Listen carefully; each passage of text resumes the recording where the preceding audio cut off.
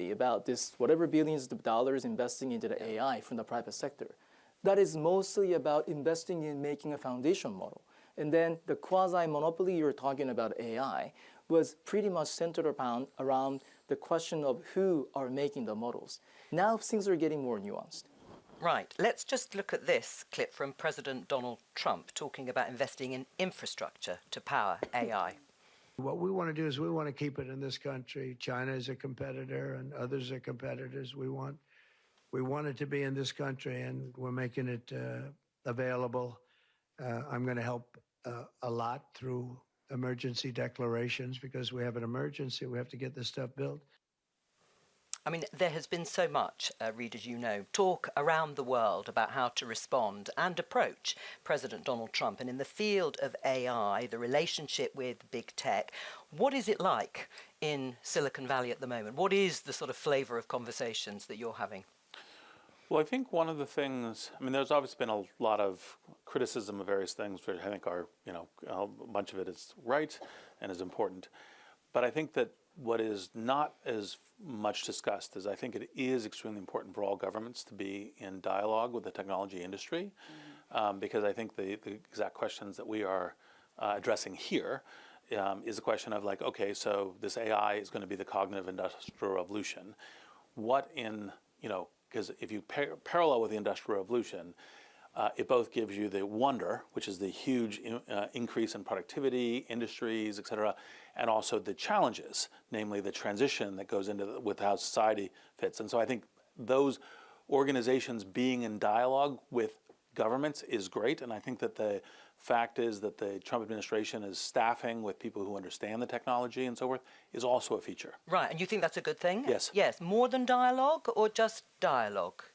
Well, I think dialogue is where it begins. I think that part of the question, for example, one of the mistakes I think when it gets to innovation, one of the hard questions I think we've danced around a little bit here is there is no innovation without risk, there is no innovation without making mistakes, there is no innovation without making errors. And so an approach that tries to say, hey, we're going to prevent the majority of errors, if that was approached before we put cars on the road, we would not have cars on the road. We would not have electricity in the buildings, et cetera. You actually have to deploy, learn, and add in regulations. Like the car example is a good one because the industry and the consumers didn't want seatbelts. We knew specifically what harms were happening. And so they went and said, okay, now seatbelts, and you had to push the industry to make it happen. And it helps very much reduce fatalities. But it's on the basis of studying and knowing things. Nabiha, what do you think? Here's the difference between what's happening now in cars. When a car has a crash and someone goes through the window, you can see it, right? But the harms of AI may or may not be visible in that same clear way. So to me, I think a lot about what are the feedback loops between the harms that are possible and the innovation to fix it, right? Because any harm that you see is actually just white space for innovation, building something better. But how will we see that? Where will that come from? And to me, the importance of equipping civil society to understand how this technology works, to educate students so they know how it's working, for workers to understand how it's happening in their workplace, is not only to lift them up and have the positive innovation of the future, but also so we can course correct with the frequency and rapidity that we need for this to actually move in the right direction. Because the truth is, the rate of destroying things is a different rate than the rate of building things, right? It is easier to destroy than it is to build. So we're going to see bad actors mobilizing this for harm, and we don't want that to become the full picture of what this technology is capable of. But we can't be ostriches with our head in the sand about the fact that harms will happen. How will we know? How will we fix them? How does that build trust for what we think the technology can become? Reed? Well, actually, broad agreement, not surprising given the Mozilla shared background, but with the question of what you need to do as opposed to saying, hey, for example, some people say pause, stop until we can figure out all of these possible invisible harms, because there is millions and millions of possible negatives, and you don't get the future you want by just trying to wipe out all the negative ones. You have to build towards things, and I think that part of the exact thing of measuring, and yes, you could say, hey, look, I can't see going through the windows. Although the reason I use the seatbelt example is because consumers didn't want it either. And so even though they could see it, But I do think that making the invisible visible so that we can build the right innovation loops is precisely the kind of thing to be doing. And that's the work that call it the discourse around the industry is to try to make those the relevant things visible. Ren, how much concern, if any, is there in a country like Japan that China and America seem to be so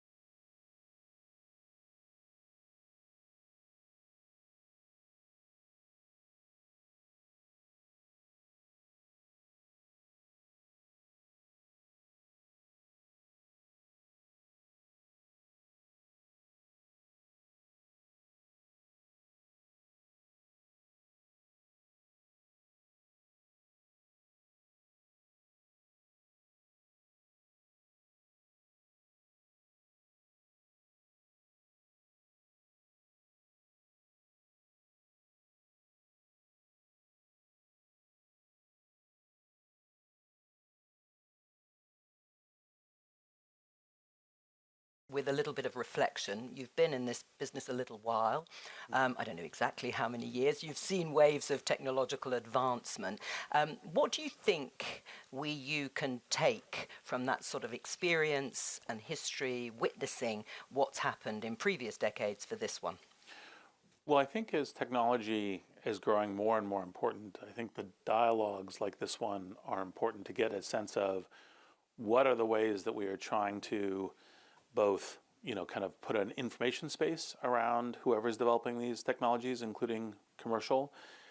What are the ways that we nudge it and engage in kind of as we're kind of going down the road and building what is, kind of a partially unknown future, because it's kind of looking through a glass darkly about both, the risks and the opportunities. But I think that the tech companies now, I think more than ever, need to be able to articulate, here's our kind of our belief about what the kind of society needs are, what consumers, what kind of how individuals can participate. Here's how we're acting in terms of building our technology, and in order to have that dialogue of conversation about where we're going, because it's important that the broad interest of society at least have a dialogue around it. Can I ask one cheeky question then, since you've sort of broadly raised it? The comments from Mark Zuckerberg, for example, about saying maybe we now need to tilt a little bit more towards more freedom of speech and less censorship. That dialogue, does that involve pivoting one way or another while still keeping the broad principles that are good for society? Well, obviously, LinkedIn more reflects my point of view on these things. And, I think having civil dialogue and kind of a space for that, I think, is incredibly important. And what I would like to see more from the tech industry is less of a kind of a rollback where freedom of speech might mean, anti-vax misinformation or other kinds of things, and means more of a kind of a learning dialogue. And I think that it's important, however you get to the equivalent of fact-checking and other things, that we're innovating in that direction. Thank you. It's time for questions from journalists around the world. Let's have the first one. It seems that the AI competition will proceed mainly between the US and China. But how do you see the potential of Japan and the other regions? Ren, I suppose that's one for you. It's a little bit of an echo of what you and I asked you earlier, but perhaps you would answer. I think let me answer in two layers. The first one is a technical layer, and the second one is maybe the political layer. So the technical layer is that by having both Chinese and American camps developing their own technology, which is having more rippling effect to any country developing their own AIs, especially after the open source is getting huge, especially after the DeepSeek, people started to have a confidence that you can develop and own your own sovereign AI, which is giving a more power and more independent sovereignty to the country which is developing their own AI. But that's another thing to say is that maybe this is where another intersection between the industry and the government. But government can give some very specific use cases to the AI. My biggest frustration when we were talking about use cases now about AI is we only have a ChatGPT or Claude for the day-to-day usage. But at the same time, the Financial Times and BBC is talking about this extreme case scenario which is possible only by the sci-fi novel. I want to understand what are the building blocks. By having what kind of R&D, you can have what kind of use cases. Okay. I think the government or the public policy, for example, there's a COVID case or some war case scenario by the defense generals, you can give a lot of those interesting use cases, which is pushing the boundary of the AI use cases. I'm just going to say, there was a time where computers would fill this room, and now we carry one the size of, I lose mine all the time, my phone. It's small enough to carry it around. I think we are at the computer the size of a room stage of AI. And so the burst in innovation that we're going to see globally is something that we should remain humble about, right? One of the lessons of DeepSeek, which is open weights, not true open source, but still illustrated something to us, is that there are going to be surprises here. And I think to be intentional about how we bring in the global south and recognize that innovation can come from anywhere.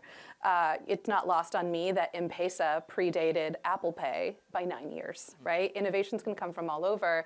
And there's innovations now that are making that, traditional barriers like concerns about safety, for example, even easier. Soon we'll hear an announcement, I think, at this summit about Roost, which is open source safety tools that exist, right? Safety being a big barrier for a lot of innovation. So we'll see global opportunity here. We're just going to take the second question, then I'll come to you, Mariana.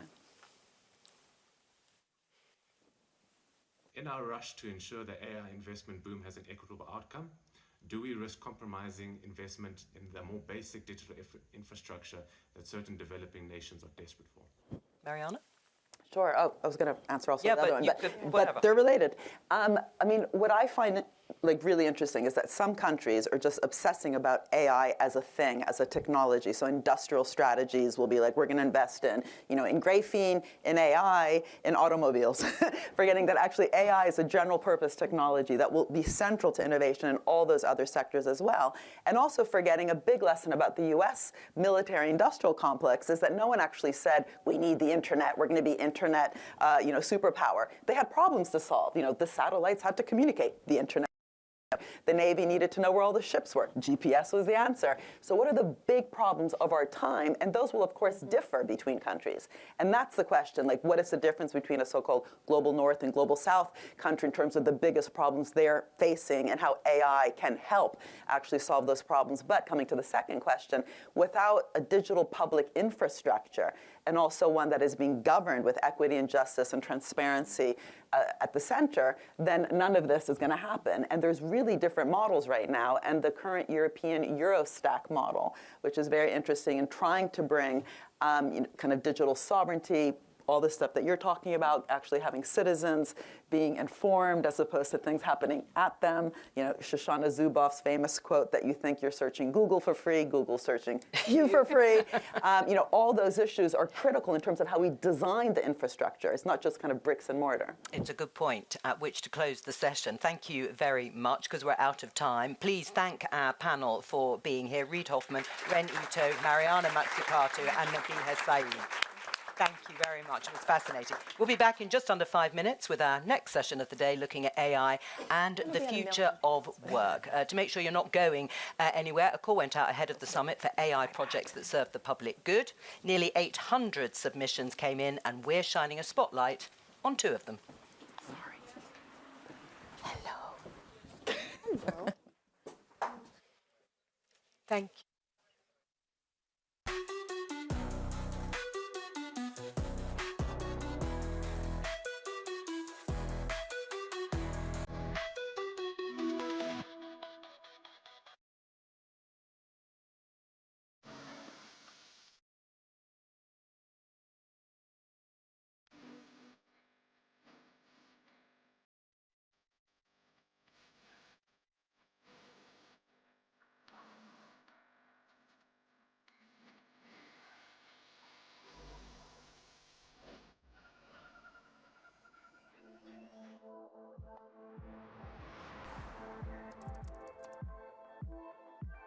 In NPK, the most important and most basic nutrient for plants.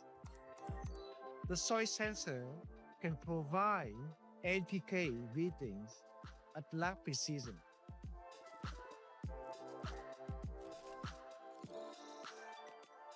The sensor will be buried under the soil to detect soil nutrient. The sensor will be connected to a transponder that will send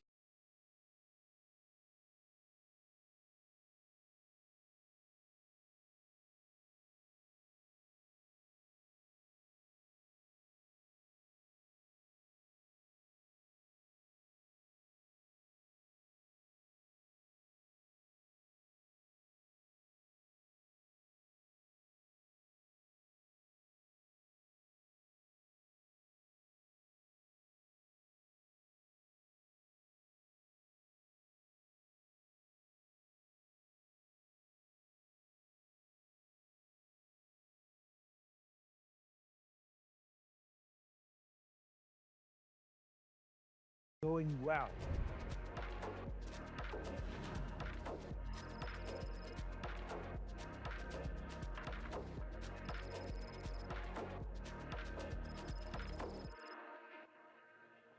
bringing the technology to remote communities in rural area is a big challenge for us.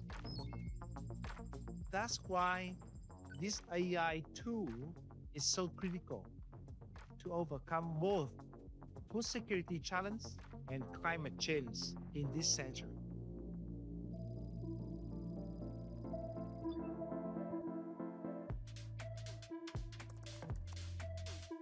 A little over 15% of the world's blind population resides in Africa.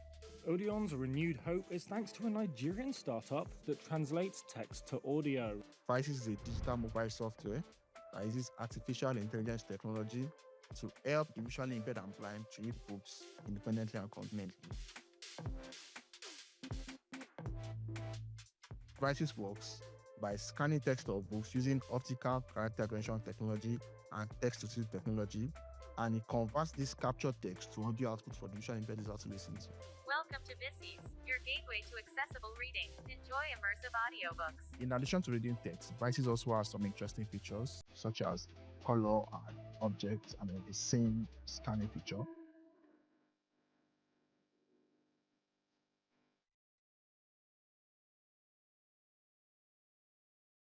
My message to the governments, especially the Nigerian government, for instance, is getting much more active in conversations that involve artificial intelligence, assisting developers, assisting entrepreneurs, pushing for building solutions that are tailored and majorly for Africans.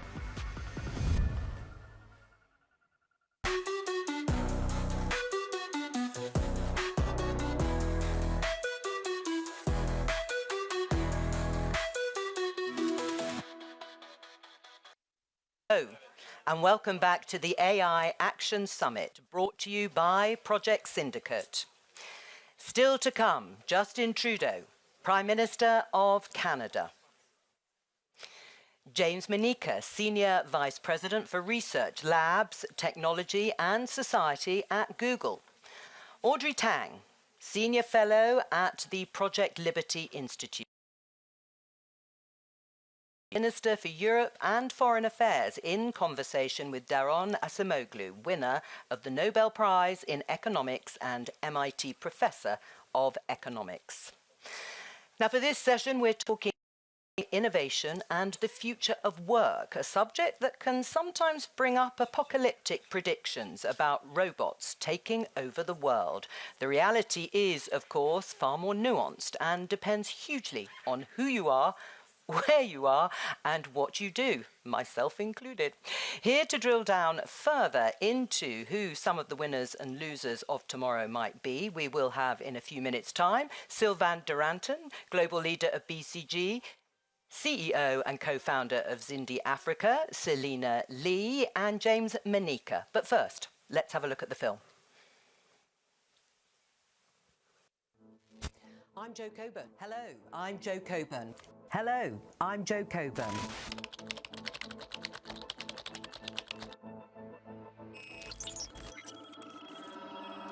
Hi, I'm not Jo Coburn. I'm her digital replacement. Artificial intelligence newsreaders are already used all over the world. Hello. Hello, everyone. Warm greetings to everyone.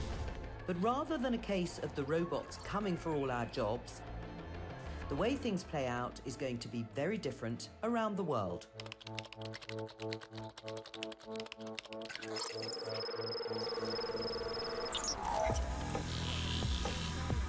In Japan, with its aging population and low immigration levels, AI could fill labour shortages.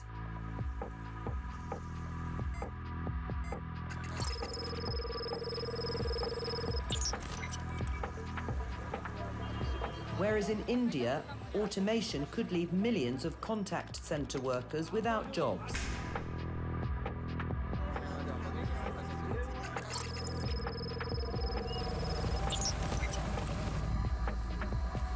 AI has huge potential to help some of the world's poorest farmers, improving crop yields and boosting productivity.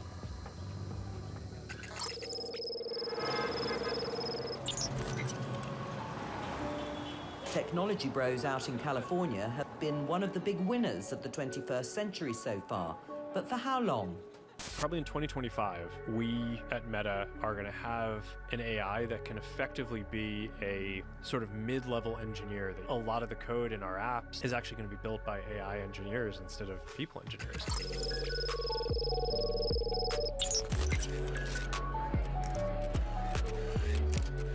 AI is quite likely the fastest evolving technology the world has ever seen.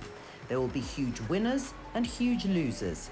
For policymakers, is keeping up quite simply mission impossible.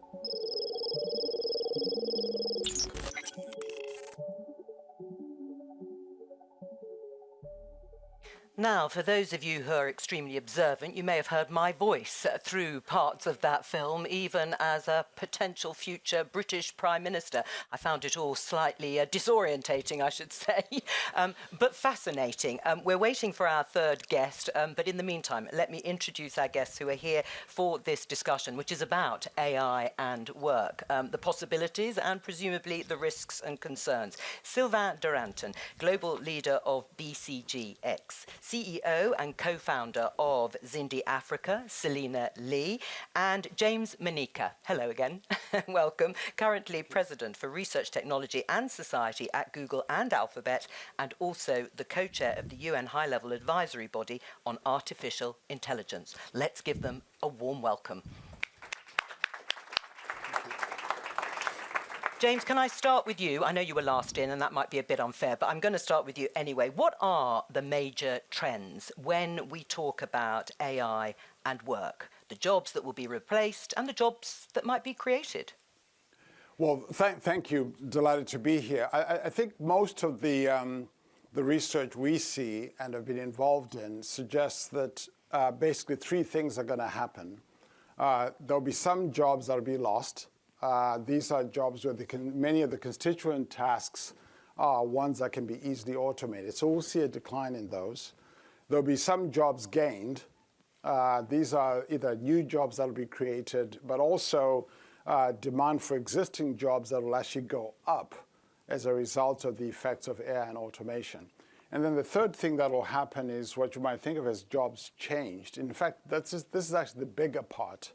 This is the amount of jobs that will change because AI is complementing how those jobs are done, and so those jobs will change. We actually think the estimates that I've seen in some of the research suggest that as much as 2/3 of jobs are actually going to be in that category of jobs changed, where the augmentation effect is going to be quite substantial. What sort of timescale are we talking about broadly here? This is looking at, say, the next decade or two, which is about as far as you can think about in terms of the kind of research that informs this. Right. Sylvain, can I get you to look at this graph that we are going to show? You might recognise the research. It's from BCG. It suggests frontline workers in Global South regularly use generative AI more than in the North. Why is that?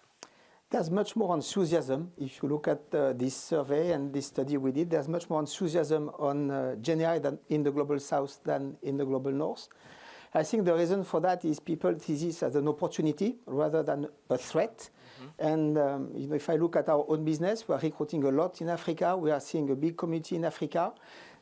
Things are moving super fast in this part of the world. And I know there are concerns, and I hear in many panel discussion, let's be careful of increasing inequalities in the world using Gen AI. I'm definitely super positive because what I can see is that Gen AI is enabling to attack what I think is one of the things which is most unfair in the world, which is educational rent. And through AI, you have people who cannot code, who can do part of the job of the coders. You have people who have not done medical and medicine studies, who can do some of these activities.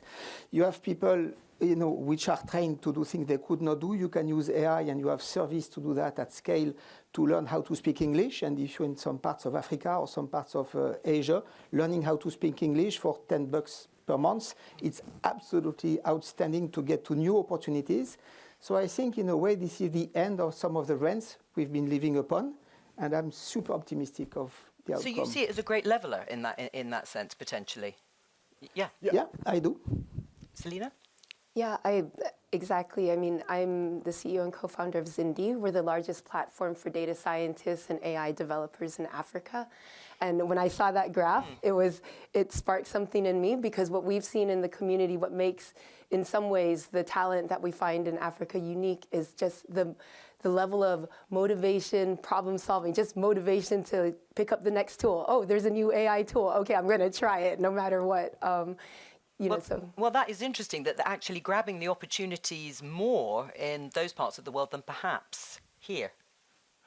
I think that's the case. So you mentioned that I was co-chairing the UN high-level body. One of the things we did was to look around the world and got lots of input from, obviously, governments and other research.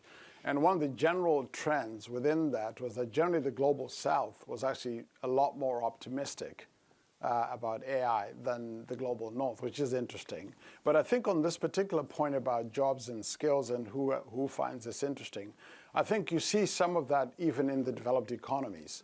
So often people who have had either no access to expertise or experience are actually getting more benefit from using these tools than those who do. So I think this point about it changes the dynamic and because a lot of people have had few opportunities. Either the barriers have been either expertise, education, or experience. And so if you look at some of the studies that have come out of Stanford and other places that suggest that often lower skilled workers using these tools actually do really well. So there's some work by Eric Brynjolfsson and others, and even the work by David Otter at MIT that also suggests this. So this has the potential to actually be uplifting for people who haven't had access to expertise and resources and skills. I mean, one of the fears that is often expressed, and particularly in the UK when they're talking about lack of investment, just broadly, is that if companies are smart, they'll invest in AI. That will mean, or automation, and that will mean people losing those jobs. And where do they go and what do they do? So you've got many economic theories on what will happen to jobs, and recent one with Acemoglu, by the way, which is bringing some light into that. If I move away from economy, which is not my field, but if I just look at business, we've recently surveyed close to 2,000 business leaders in the world to know where they stand with AI and what's going to happen with job and all of that. 7% foresee a decline of their workforce. 7%. Okay. Okay? 8% are netting out with the ins and outs, and the rest, more or less, stability. So I think the tsunami of layoffs and all of that has been commented, at least they're not saying. You could say business leaders are always a bit shy to talk about restructuring and all of that, but in that same survey, which is 100% anonymous, 75% were saying we don't make any money out of our AI investment, showing that they were not shy in their answers. And that's also what we see in many situations. And I think, James, you said it. Once employees are, I would say, under steroid, amplified, whatever, using AI, they became much more productive, much more value add, and hence it's making them do more things. And one example in the call centers, which is quite staggering, you go to call centers, you deploy AI, you automate part of what the people do. You see also automate some full calls sometime, but you see at the same time more customer satisfaction, more employee satisfaction, and some of the tasks that were not profitable to do because the likelihood of a commercial success with an outbound call was low, is now becoming profitable because people can work much faster and much smarter. So it's not the case that we are seeing the start of a big layoff tsunami. Right. I mean, is that a scenario you recognize? Exactly. I think that, there was a lot of doomsday sayers in the beginning of Gen AI. And while there's not one study that really tells us definitively, it seems like there's a consensus in what I've seen that there isn't the tsunami that we expected. And I think that one of the ways, or one of the frameworks that I find useful that might start to understand this is that there's, when we look at a difference between replacement and disruption, and also a difference between, but the idea is that, Brookings had a study that said 30% of workers will have 50% of their tasks disrupted. So also separating the person and the tasks that they're doing. So in a way, I think I totally agree that it's what it's been proving to do is be an enhancer of the talent that is there. But the reskilling is absolutely critical in that sense. Right. Well, let's pick up on the reskilling because we're talking about one half of the equation, if you like, and it's great to hear that you don't really see these doomsday scenarios. So how do you incentivize that skilling or upskilling once AI is doing some of the tasks that we do? Yeah, I want to just make one quick comment on the previous part of the discussion. I think one of the things to think about demand for jobs, it's going to vary occupation by occupation. Yes. So we're finding, for example, that if you look at occupations where there's a lot of demand elasticity, when people actually then work with these tools, the demand for their work goes up dramatically. Now, there's some occupations where you don't quite have the same demand elasticity. You may not see the growth in occupations. You may see more displacement. In fact, there was a wonderful, very detailed study that the International Labour Organization just did looking across 140 countries, looking at something like 400 occupations. And the net result in that work was that something like the augmentation effect was actually 6 times the displacement effect, but the picture varied a lot, occupation by occupation. Well, give us a flavour of the occupations. We're all dying to know in our occupations, are we still going to be in jobs, James, in 5 years' time? No, so take occupations like the one that's often cited in these studies, radiologists. People have predicted that radiologists are going to disappear. Actually, it turns out that there's actually more radiology to be done. So the demand has actually gone up. So the demand for radiologists, even as they've been assisted by this technology, have actually gone up dramatically. So that's an example of an occupation where there's more demand for it. We just haven't been serving enough of it. Now, there'll be other occupations where the amount of demand for that activity is fixed, if you like.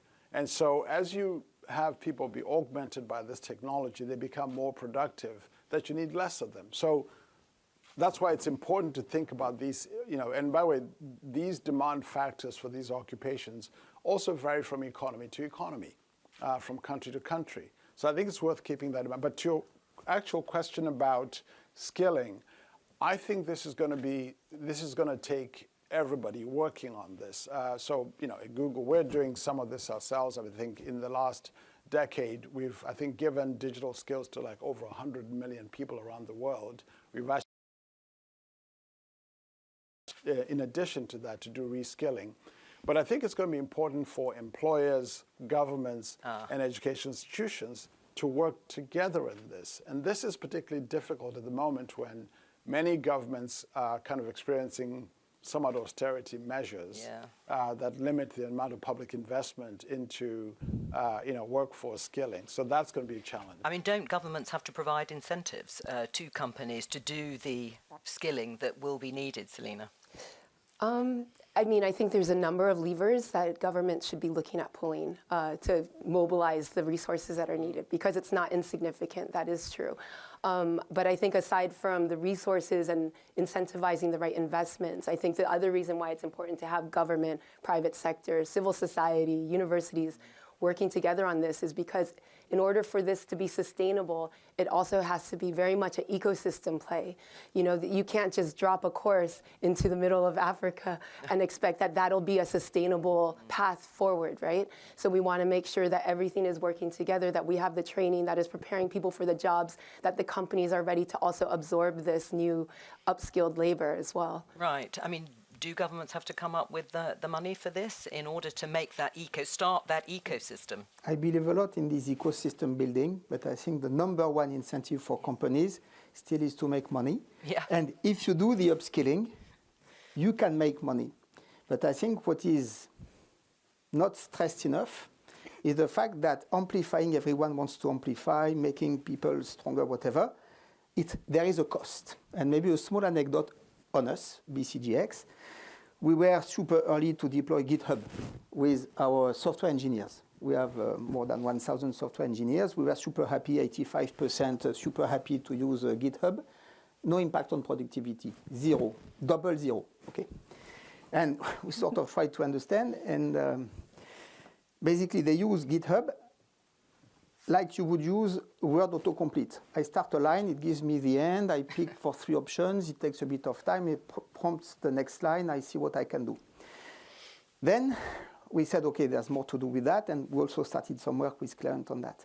And in the end, we have a way to get to 2x productivity on our own software engineers. But to do that, we need a coach who knows exactly how to change the way people work, because it's not like I just autocomplete. It's a different way to think about user journeys, spec development, coding, testing, and all of that. We need one coach for one squad, call it 10 people, for 4 weeks. Okay. And we have 3,000 people. Okay. So the big cost is not the GitHub license, it's the cost of amplification. And if you do not do that, you don't amplify anyone, and you just make the software companies richer. Interesting. Yeah. I was going to add that I think your commentary is spot on. Incentives matter here too. One of the examples to look at, if you look at most economic systems in most countries, we've created enormous incentives for companies to invest in capital. They get, capital, capex write-offs, R&D incentives. There's a lot of firepower in terms of incentives to invest in those kinds of things. If you compare the amount of incentives set up for companies to invest in human capital, they're much less. So this is, I think, one of the things that's going to need to change, which is how do we create incentives, equivalent, not instead of, but equivalent to the kinds of incentives we give companies to invest in capital, to also invest in reskilling. I think this is particularly important. While, at some level, companies like Google, we can do these things. If you're a company say, the retail sector, where the average tenure of your employee might be 6 months, think about whether, to what extent are you going to invest in skilling when you've got that kind of tenure on the job? So I think the role of incentives in some sectors is going to matter a lot. Right. Well, I mean, how will companies, smaller companies or farming, how are they going to manage that sort of transition, Selena? To the transition into using AI.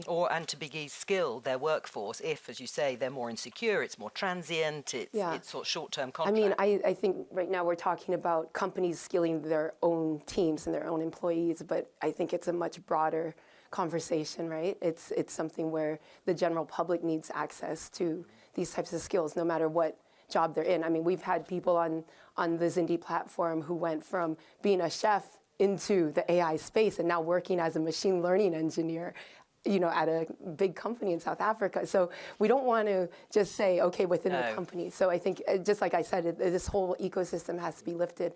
I think I want to say something about the upskilling, though. Like this, this AI revolution is opening up 2 different angles that we have to pay attention to in upskilling.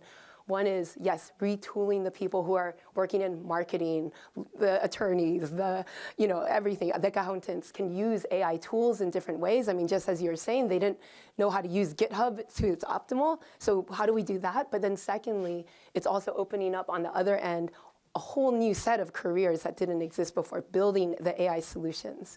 And so that's also where we need to invest in as well. Right. Sylvain, you're nodding in agreement. That also needs to be a focus. Moving, as you've said, Selena, from one occupation into an AI space. Yes, I think, and there will be broad use of AI, and we are seeing in some parts of the world, in Southeast Asia, for instance, a lot of independent farmers starting to use AI solutions for, to just do better their farming and increase the yield on their crop. Just wanted, James, on what you said on the incentive. I completely agree. I think it's super important, especially in Europe. I think in Europe, it's trying to avoid disincentive to employ people and to work. There were some talks about taxing robots. Why not? I don't know. But I think in any case, to your point, I think thinking through the rebalancing of capital versus human capital in terms of tax could be something that would be very important, because we have to defend jobs, and amplified and very productive jobs. Yeah. One of the things that is exciting, though, is that one of the remarkable things about this technology, unlike previous digital technologies were always historically thought of as what's called skill-biased technical change, meaning the more educated, high-skilled workers got the most out of it in terms of their jobs. This could reverse that. Do you really think so? Think about what level of training do you need to be able to interact with an AI model? Very little. You can describe things in ordinary language. and then you can get the tools to do these extraordinary things. So the barrier to use these tools is much, much, much lower. In fact, it might even reframe the question: what do we even mean by training, actually? Because a lot of these tools don't need a lot of kind of formal training in the way that we've thought about training before. I think that's an opportunity. That's an opportunity. Okay. So I think the more we can also even just think about how to drive adoption by both, workers using these tools. I think, in some ways, the workforce that's at risk is the workforce. People are not at risk from machines. I think people are at risk from people using machines, if that makes sense. Yes. Right? So I think the workers who are going to be using these tools are going to be a lot more productive than those who don't. Oh, wow. You heard it here first, very briefly, and then we have to finish. Selena, go. Well, I just want to go back to the other part of the builders of the AI solutions. Yeah. And, I think you're totally right. Sometimes when people ask me, do you use AI? But it's like, if you use software, if you use LinkedIn, if you use your Gmail, you are using AI every single day. So I think the key is that you're right, like people are using software that is powered by AI. So how do we make sure that that software is geared and adapted to the specific context of the market needs in any context? And I think that, in my experience in Africa, the software isn't always adapted to that specific context, right? So we want to make sure that the builders of those solutions, of the software, of the products, understand the market. And the best way we can do that is by diversifying the people who are building the AI solutions. So much to think about, and we could go on, I know, but we can't. Please thank Sylvain Duranton, Selena Lee, and James Manika for joining us. It is all we have time for this session, but there is still lots more from us today.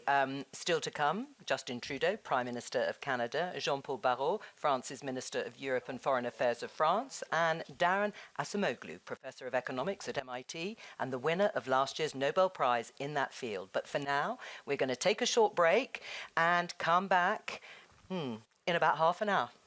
Bye. Thank you very much. Thank you. Oh, thank you for the work you're doing. Thank you.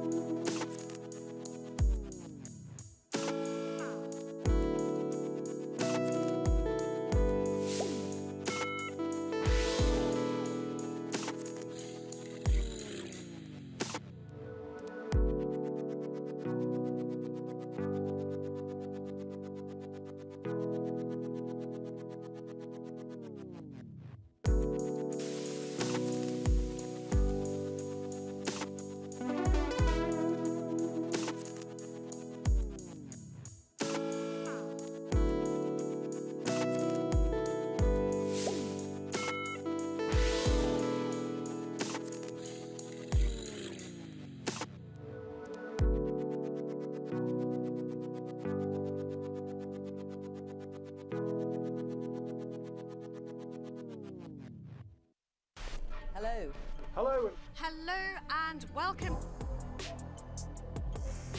We're live in New York City for Climate Week. This Project Syndicate conference today with some great speakers. We're coming together to discuss a topic no less important than the future of life on Earth. We've just entered what is the decisive decade.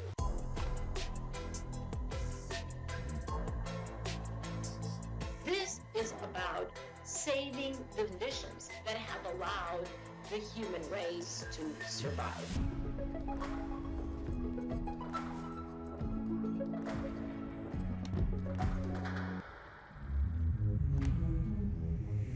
The world's green recovery from the pandemic is the centre of a virtual conference which will feature speakers from across the world. It's time to open up the floor with questions from journalists around the world. Leaders need to listen. The choice is a radical change today or disaster tomorrow. The crisis of relevance of the United Nations is, I think, much bigger than many people want to admit. So the question is, are we ready to change?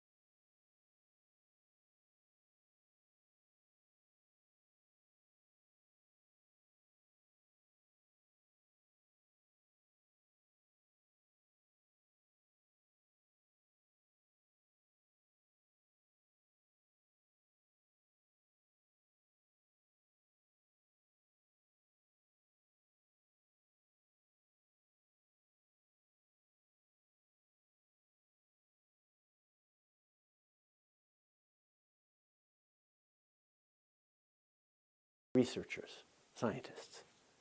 That's where the leadership of the world's 7 most advanced industrialized economies is so important. See, this year, Canada is once again presiding the G7. And once again, AI will be on the agenda, with 3 pillars this time: powering it, adopting it, and sharing it. First, G7 leaders will be working to make sure we have a plan in place so our economies have access to clean and reliable energy to power AI. And on the flip side, find ways to leverage AI to find and create new power sources, improve efficiency, and build more flexible and reliable energy grids.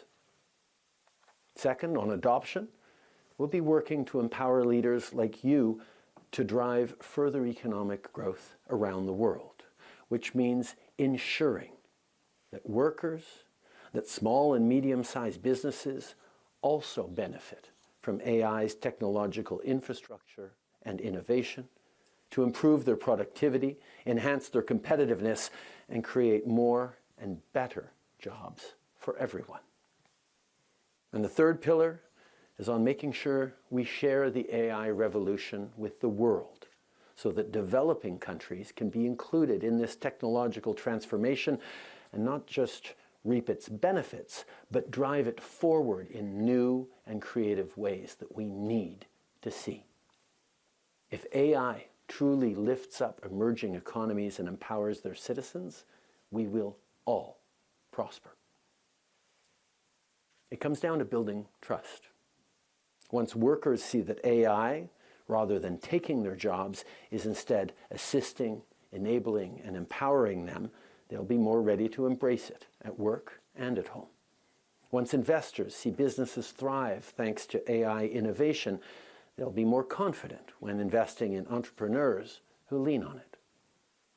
Let's show workers that AI can be a powerful tool in their hands, in their toolbox.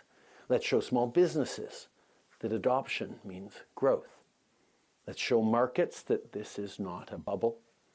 Let's show our citizens that we have the frameworks in place to build that necessary trust in a time of change.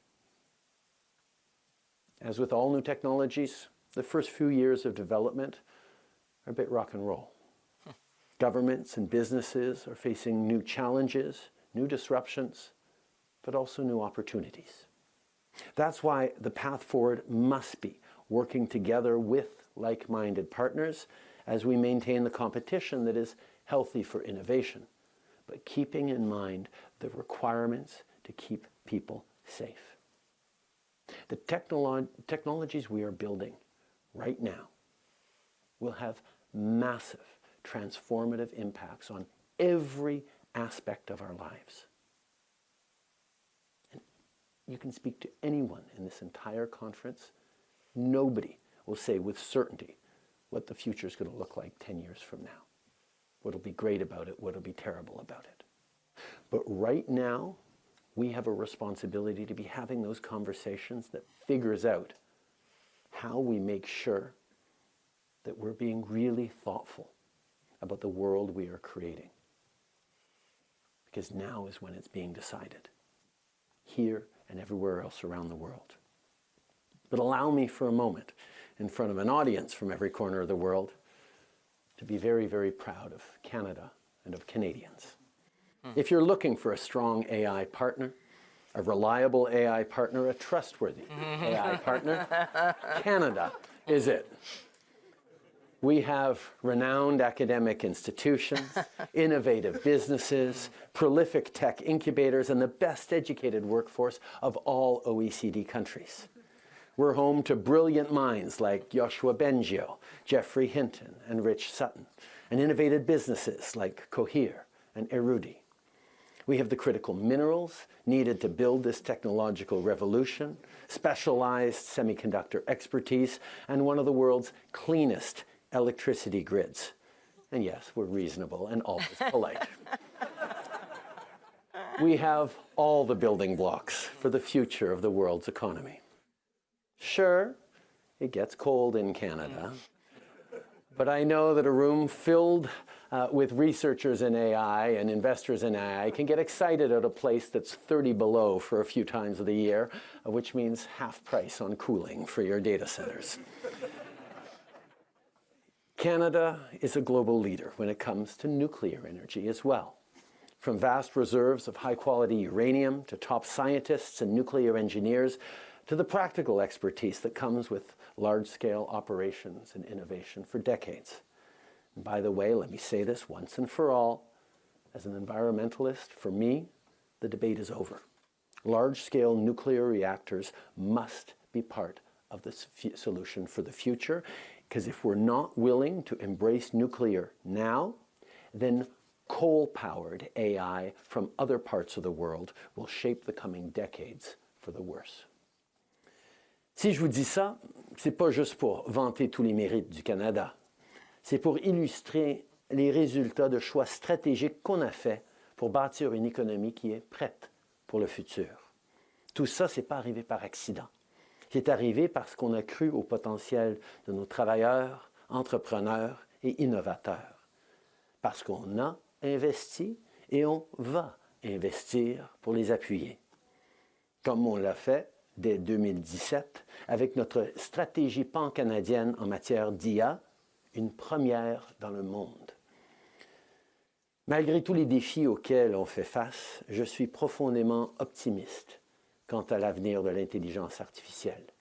L'IA est déjà en train de révolutionner le monde de la médecine en aidant à diagnostiquer des patients et à trouver de nouveaux traitements et en développement de nouveaux antibiotiques capables de s'attaquer aux bactéries résistantes aux antibiotiques.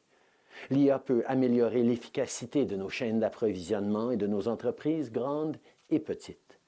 Elle peut faire de même avec les gouvernements et améliorer les services rendus aux citoyens à un moment où la confiance dans nos institutions est plus importante que jamais. Elle peut nous permettre d'éviter le gaspillage alimentaire, rendre nos professionnels plus autonomes et compétitifs. L'IA peut même nous aider à surmonter le plus grand défi auquel on fait face comme espèce, les changements climatiques, à condition qu'elle soit elle-même alimentée par des énergies vertes. Si on fait ça comme du monde, l'IA peut améliorer la vie de chaque citoyen et élever leur travail pour refléter leur plein potentiel, pas juste dans les pays avancés, mais partout dans le monde. Mais pour ça, nous devons tous être responsables et penser pas seulement au court terme ou à l'immédiat, mais aux conséquences de nos choix, de nos inclusions, de nos algorithmes, de nos recherches, qui vont avoir un impact profond pour les années à venir. Mais bien sûr, quand je rencontre des gens créatifs et innovateurs qui sont en train de bâtir cet avenir, c'est impossible pour moi de ne pas être optimiste et même inspiré. Il n'y a aucun doute que si on travaille tous ensemble de façon raisonnée et raisonnable, de grandes choses nous attendent. Dans les mots du président François Mitterrand, dans une citation que j'ai toujours trouvée un peu plutôt lapalicienne, mais apte, il y a toujours un avenir pour ceux qui pensent à l'avenir. Merci beaucoup. Thank you all. Have a good time. Merci beaucoup.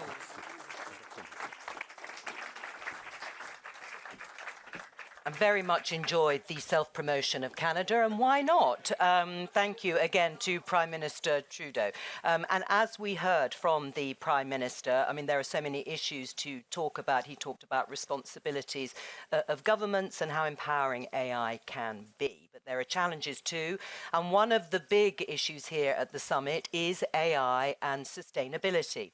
The technology uses huge amounts of energy, some warn dangerous amounts. But on the flip side, artificial intelligence could well be one of the most necessary tools in the fight against climate change.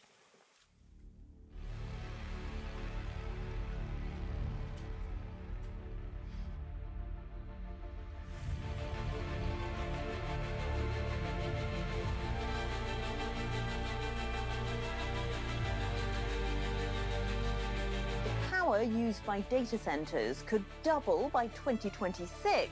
Globally, data centers alone would be using as much electricity as Japan. In just one day, the average data center could use 300,000 gallons of water to cool itself.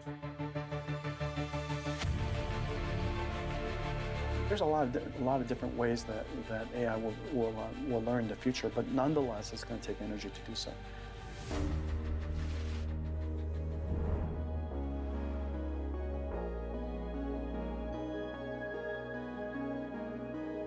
The big breakthroughs come when AI teaches you about material science, like, okay, I can make a solar cell without using silicon, helping you with that fundamental design of the green product.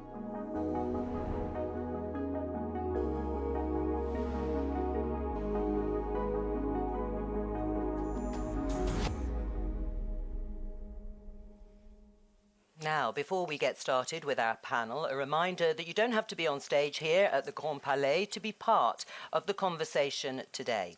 Can AI be a net positive for the planet? Get your voices heard using hashtag #PSEvents. Now, let's get into our big discussion. Joining me on stage, we have Alexander Voller, AXA Group Chief Operating Officer and AXA Group Operations CEO. Founder and CEO of African startup Amini is Kate Callett. Sasha Lucioni, AI and climate lead at Hugging Face, and the chairman and CEO of Total Energies, Patrick Pouyanné. A very warm welcome to all of you.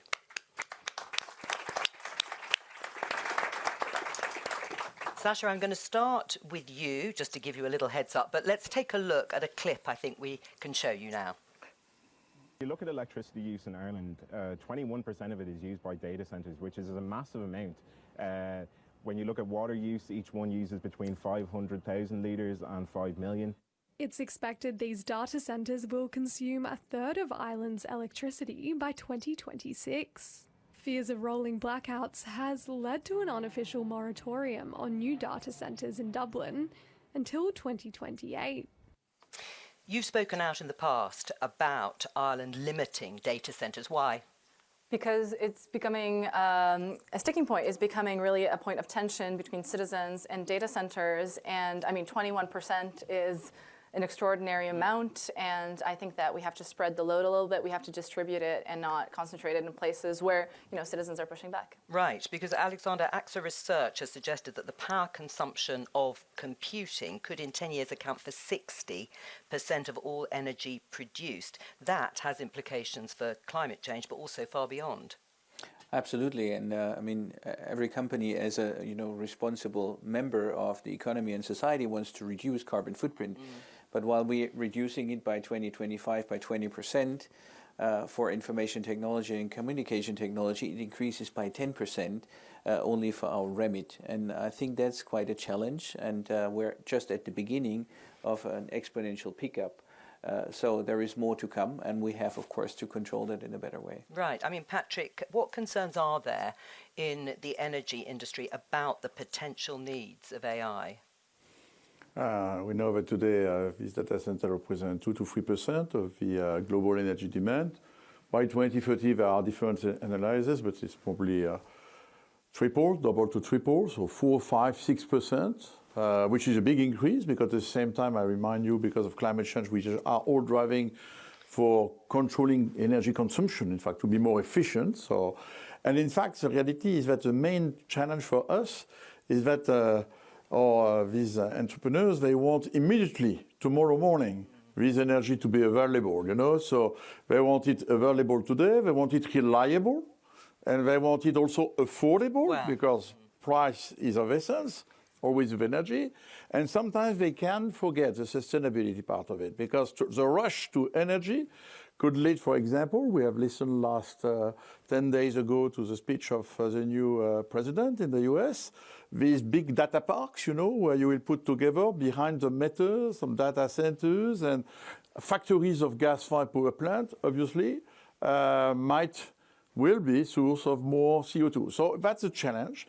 And to combine, in fact, the urgency, I would say, there again, with the capacity of the industry to deliver this electricity, knowing that we face in the world, I would say, some issues sometimes with the grid's reliability. So it comes at a time we are also transitioning the way we produce electricity, and so it's an additional challenge. But of course, for us, it's a new market, so plenty of opportunities as well to develop new ways to produce and efficiently this electricity. But when that tension is there, you call it a challenge, and it is a challenge.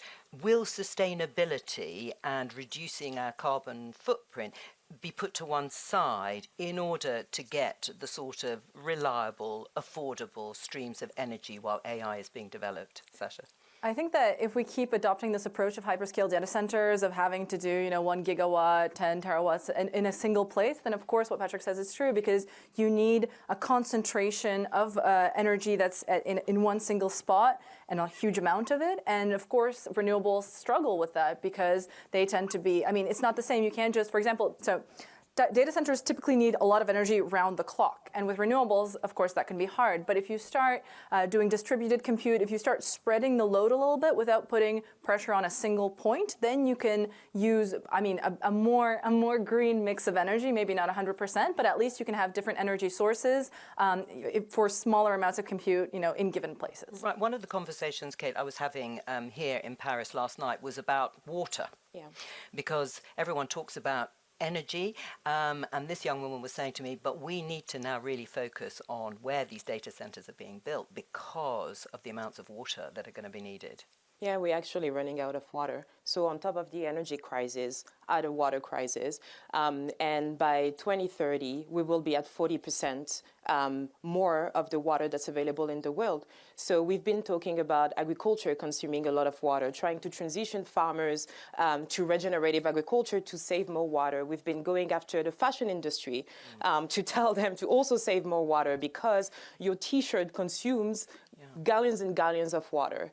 But now we're actually adding a third issue, which is the infrastructure. And a lot of our countries who still have communities that don't have access to safe water today are already thinking about building data centers because they need to catch up to that race to computing and to AI. Are you saying that they just shouldn't be built in those areas where there is already a bit of strain on water resources? I actually think it's unfair to say they shouldn't be building because what historically happened is that the global north has been driving a lot of those innovation, taking the leap, having a head start, and then we realized that we actually are running out of water, energy, and we're expecting everybody to adapt and mitigate, including the global south. And we're expecting them, as the moment they realize that they actually also need those infrastructure to drive the sort of economic value that AI is supposed to realize in their country, we're asking them to restrict themselves. Yes. Without even giving them the choice to be able to pick what is the right infrastructure and solutions for their countries and their community. So I do think we have an opportunity. We always talk about leapfrogging in renewable and clean energy in the global south. But what Sasha was saying, organizing as a block, doing south-to-south collaboration, have shared resources, pool those resources, data centers, smaller compute nodes in different countries. And I think it's an opportunity to create a new blueprint for the global south. Yep. Do you welcome that? Yeah, 100%. Yeah, but I think you can water, cooling data centers is of primary importance. But we are moving from technologies. We can forget water.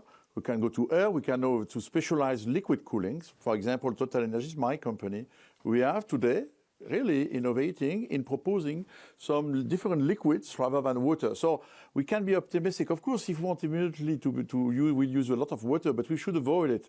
It's like for electricity. Let's look to innovation to bring to these data centers the energy and water they need, or liquids, cooling systems they need.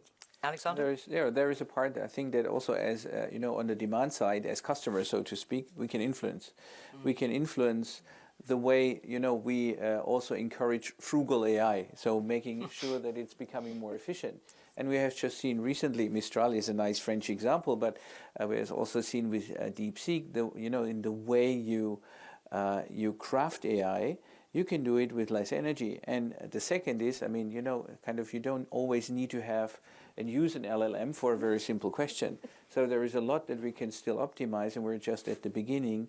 And I think there is a huge amount of leakage if we just project the same energy consumption of AI that we have today. I think we would do something really wrong.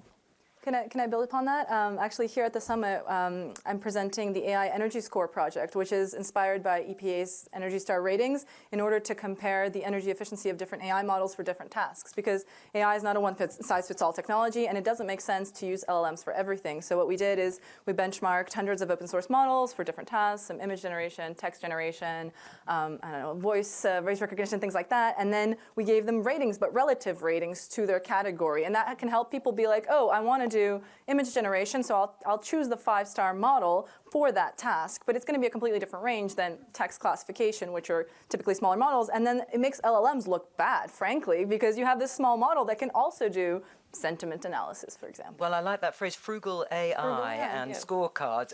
I mean, let's focus on the positives, because, of course, everyone is very much hoping AI is going to tackle some of the issues of climate change, if not climate change itself. We're going to show everyone some pictures now of InstaGeo, one of the projects that's being showcased at the summit.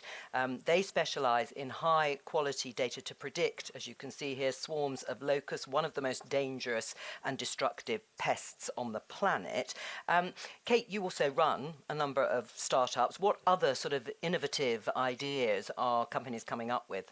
I think we're hearing a lot about boosting crop yields in the global south and supporting farmers to get better adaptation techniques, but also being able to build early warning systems in regions that do not have access to them today.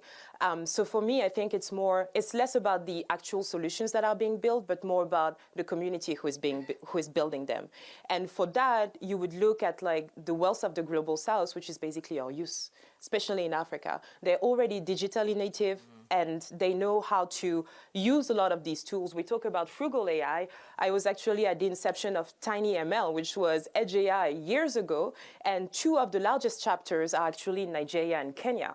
Why? Because the only thing that these developers could put their hands on was not GPUs, but was actually smaller computing, like edge computing. So they're more nimble in and that. they're more nimble. And given the choice, they will actually pick the platform that will help them solve their problems the fastest and the most efficient way.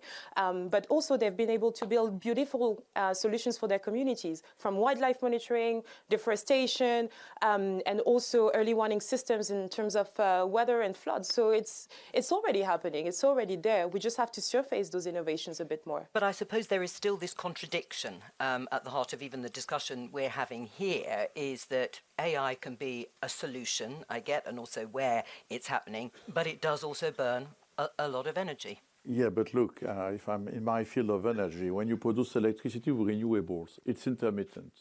There are plenty today. We are developing modeling thanks to AI in order to optimize the way we will produce the renewables, combine them with batteries, hybridization of these tools, combining them with the grids. So in fact, AI is directly applicable to optimization of energy systems, and in particular, again, in the field of electricity, because data is native to electricity, electrons are data.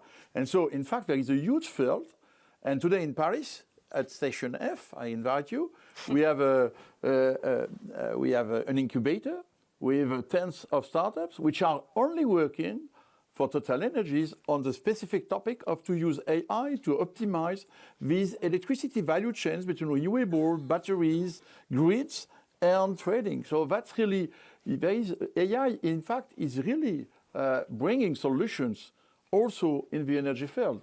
Well, actually, when we talk about AI, so the examples that Kate gave and the examples that Patrick gave, they're not LLMs, they're not foundation models, they're very task-specific models. Optimization models are super efficient. Right. They're trained on specific data, same for crops, same for floods. And so I think that when we talk about AI as problematic or having high climate impacts, we're mostly referring to LLMs and those big models that use, hundreds of thousands, millions of hours of GPU, but they're not the same models that are helping the climate. LLMs haven't really shown themselves to be very useful in terms of fighting climate change so far. Right, so you can see the sort of gains technologically in offsetting the carbon footprint of AI companies. Well, I think the jury is still out, but I think, well, first of all, I would second what was said. I think, most of the solutions today are classical AI machine learning solutions, and they work really well.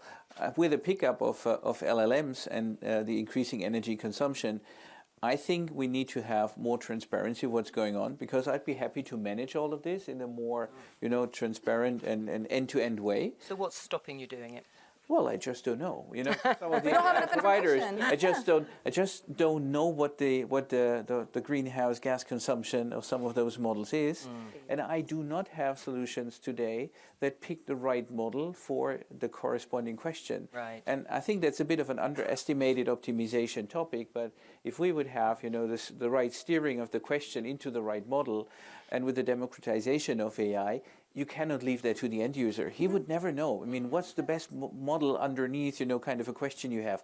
I don't know. You don't know. We all don't know. But we should have actually some guidance there to know that, okay, so if we know kind of this is the number of tokens we use for that model, this is the carbon footprint that we're generating with that, do we want it or not? Or do we want to ask another model that is more specifically trained, a smaller one that has less emission? Yeah, in a recent study I did last year, for example, we compared extractive question answering, so essentially finding an answer to a question in a text, and generative question answering. And the models in the same task, it's 20 to 30 times more energy for a generative model to answer the same set of questions as an extractive one, because instead of finding the words in the document, it's essentially creating them from scratch. It's generating them based on the data that it was trained on. And so, I mean, there's all sorts of other things like hallucinations, et cetera, but just it's not efficient. It's not made to do what you want it to do. If you want a question answered and you have a document, a Wikipedia article, extractive question answering makes more sense. And so what Alexander said is that, for example, for web search engines, most of the time you're looking for information that exists already, right? So using generative AI for that may not be the most efficient way of using resources. And in fact, the reality is, you are right, what is the real use of LLMs, of generative AI? It's very fashionable today. Everybody's rushing to that. We see some nice examples, but fundamentally in our companies, I fully agree. In fact, we need more specific AI, more machine learning. And today, for example, in my company, I have given Copilot to 30,000 people. And this year, we will make a survey to understand how do they use it. Why is it useful? It's fun, maybe, for sure. And so we are today going through all of them to try to understand what is real added value. And so I think that we are just at the beginning, and the mistake might be to believe that we go to a big Manhattan plan, that we need to cover the planet of data center for LLMs. And in fact, we might discover in a few years or even months that in fact there are other ways to answer to this point. And honestly, the news coming from China, we like it or not, we have to take it into consideration. If really they are been able to develop a generative AI, maybe cheaper, with much lower consumption, then that's changed a lot. This debate that we have What was your reaction to hearing that?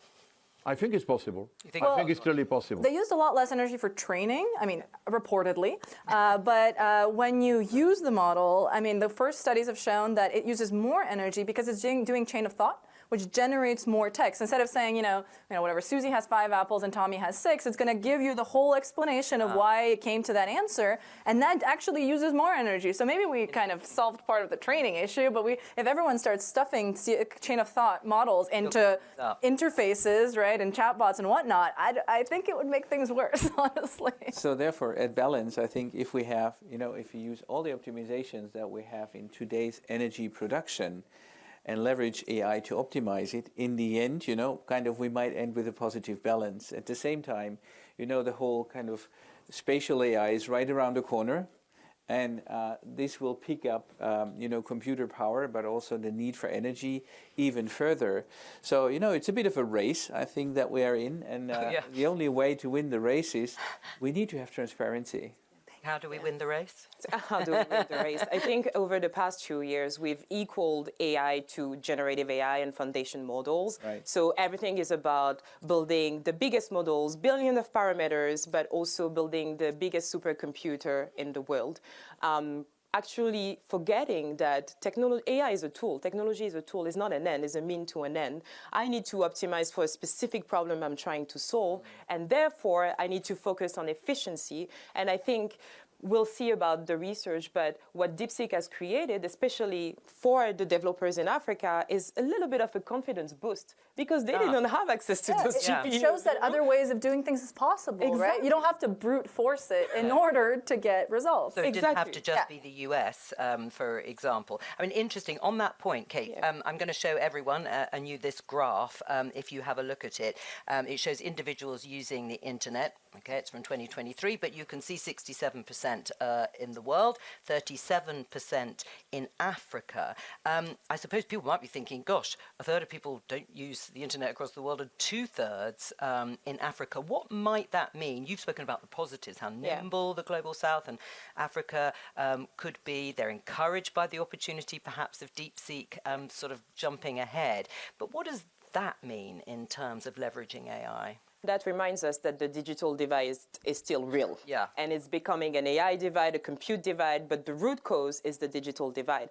And now you're thinking that a lot of those large language models are trained using scrapping data from the internet. But if you have 2.6 billion people, most of them in Africa, cut out of internet, that means a lot of those data sets are not representative of us. So we are completely invisible to those models. And that perpetuates also, as they're used in the real world, it perpetuates the stereotypes that are represented in the data, right? Be it image generation, text generation, whatever's in the data is going to get sent off into the world to replication, to multiply on social media, et cetera, and whatever's represented in that data is going to, continue. And then more broadly, Sasha, can we really expect companies and maybe industry to sort of put sustainability, prioritize it over their own development in AI particularly? I mean, it's not something we see very often, is it? I've struggled a lot with this. I think that it's unfair to expect of companies to not focus on profit, because that's why companies exist, right? But on the other hand, I do think that nowadays, since we're living this crisis and since we have things like the triple bottom line, it's not only about money. Yes, profit matters, but at the cost of X. And I really agree with transparency, because once you say, okay, we made this profit, great, but maybe we made this profit at this cost to the planet, to people, et cetera, in terms of natural resources, it starts putting things into perspective. And, to kind of do a sort of a metaphor, like, for example, if you report accuracy and you say we got 99.9% on whatever, and then, but at what cost? Did it cost 1 million GPU hours? And who can afford to put in 1 million GPU hours for that performance, right? And so I think that things around the digital divide, around profit and sustainability are actually really, really linked. And I mean, originally, for example, there were 3 pillars of sustainability. It was environmental, economic, and social. And we tend to forget that. We tend to focus on sustainability as the environmental set of things, but it was actually economic sustainability. It's part of these 3 pillars. Right. Do you agree? Will companies prioritize? I think it's a matter of putting them together. In fact, it's not, of course, a company objective is a profit first, but we have a planet with limited resources, and I think the climate, it's not only a climate, but this issue, as I think, is people are aware, young people are aware, so we feel the pressure of the society. Then the question is, how do we combine progress? Because what is wrong is to believe that sustainability will lead, and there is debate, you are in Europe today, about lack of growth or, decreasing business model. That does not work. In fact, the people want to continue to have progress, to have growth. And the real debate for us is, how do you continue to grow? Which means, for example, for Africans, more energy, but less emissions, more sustainability. That's a big, and I think this has evolved in many of our companies. It's more taken on board. Then, of course, you have to make this arbitration between both. And I think for TotalEnergies, for example, that's why we are one of the largest oil and gas companies, but we have decided to embark into renewables, electricity, and now we are investing 30% in renewables and electricity, and we are demonstrating we can do that profitably. Of course, I have shareholders who ask me, why do you put so much money, billions of dollars, in these intermittent renewables? But in fact, we are defining a new product, what we call clean firm power, and we have these AI firms which are coming to us, and in order to find a way to make more energy, more electricity, but less emissions. That's what we need to be able to do together. Alexander? Yeah, and on a company level, I still believe we have a responsibility on our own. I don't need a regulator telling me that I should start working on sustainability. We have started that already 2020. We have also in terms of procurement with all our providers and vendors, clear targets in terms of decarbonization for the next years to come. You're going to stick with those targets? Well, actually, that's one of our keys, one of the key selection criteria with which companies we want to work for. But there is also a large alignment of interest, especially when it comes to AI, because I mean, if we're generating greenhouse gas, it automatically is also more expensive. So you have an own interest in reducing that. So I think there is, at least from a company level consuming, there is quite an alignment. Right. Well, this is a good point, actually, following on from what you've all said, to show you another graph. Patrick, I'll get you to respond first of all. Energy used in data centres, and you can see the amount of renewable energy and other energy sources, 62%. How hard would it be to get that number to 100%? That's very difficult, to be honest, because it's intermittent, so you need to combine one with batteries, with flexible assets. You need to combine. There is no way to have a world covered only of renewable because of intermittency. But with battery, with some flue gas-fired power plant, this model can work, and it works in the US. Let's be clear today, our largest customer are in Texas. In Texas today, we have built 4 gigawatts of renewables. We have some gas-fired power plants. Each renewable farms that we are building are linked to batteries. And we managed to find more and more customers to that. So the idea, and I think that's, I noticed, by the way, that recently President Trump answered that electricity could come from any type of source for data centers. Any type of source. I asked him the question in Davos, he answered any type of source. People did not follow that. It's very important. It's not only gas and coal, it's also renewables. And when you discuss with Amazon, Google, and others, and other providers, they are willing to find a way to have some sustainable. But of course, if they want it tomorrow, that will be more complex. By the way, nuclear, everybody's speaking about nuclear. Yes, but it takes time. But it takes time. You will not build nuclear plants in a row. So from this perspective, again, if we can, but renewables, of course, intermittency, it's also, we need to invest as well in grids. Right. I mean, because this is the infrastructure. And that's something that people tend to forget.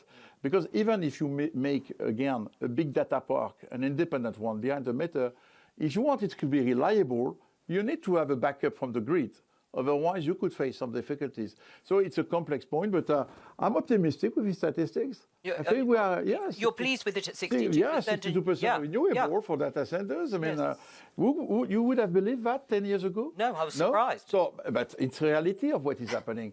And this is where policymakers are making mistakes. The reality, for example, today in the US, is that it's the second largest country where we can build renewables. And it's true in many states. Because they have land, because they have the sun, the wind, and we are investing. We are the number 5 investor in renewable in the US. And that's the reality. And I don't believe that the politics will change that way because it's already embarked. And it's also true in the Middle East where you can build data centers. It's also true in many countries. And of course, in Europe. Nuclear will come, but it will take longer time. Well, and it may take 10 years. But we heard Prime Minister Trudeau saying the same thing. It needs to be part of the mix in order to move away from fossil fuel. But we were talking about growth, right? If it's going to double or triple, I'm worried that that pie chart might change because... Well, go the other way. Yeah, because essentially building out the renewable capacity to keep that proportion might be trickier, especially if the growth happens. I think it's like doubling by 2026, which is like next year. So it's like, can we keep that proportion, the 60 whatever percent, with the timeline of a year from now? If you want to build a gas-fired power plant, it takes 2 to 3 years. No, they are not on the stage there, so you need also to build. I realize, but you can keep them online. For example, what we've seen in the United States is that they keep coal power plants online longer. They were supposed to decommission them, and they're keeping them longer because there's this demand from data centers. And so I'm wondering, that might be true based on data from 2023, but how about data from 2026? Kate? I love that because from my perspective, in the country I live, 90% of the grid is already clean and renewable. 90. So where are you starting to actually look at building data center? The one thing that you have is renewable energy. So I wonder how we're going to be able to capitalize on what Africa already has and the resources that Africa already has in solar, in hydro, in geothermal to actually build that perfect sustainable template for data center and computing. Okay, so you're blazing a trail then yes. In terms of that 90% usage. When you look at that at 62%, which way do you think the graph is going to go as AI? On the fast moving, Yeah, on the continent, because the infrastructure is not there, And because we already are powering our entire grid with renewable, that's what we will be using. So I will be curious to see in a couple of years when that infrastructure gets developed, what this looks like for Africa. And I believe that Africa will be way above those 62%. Okay.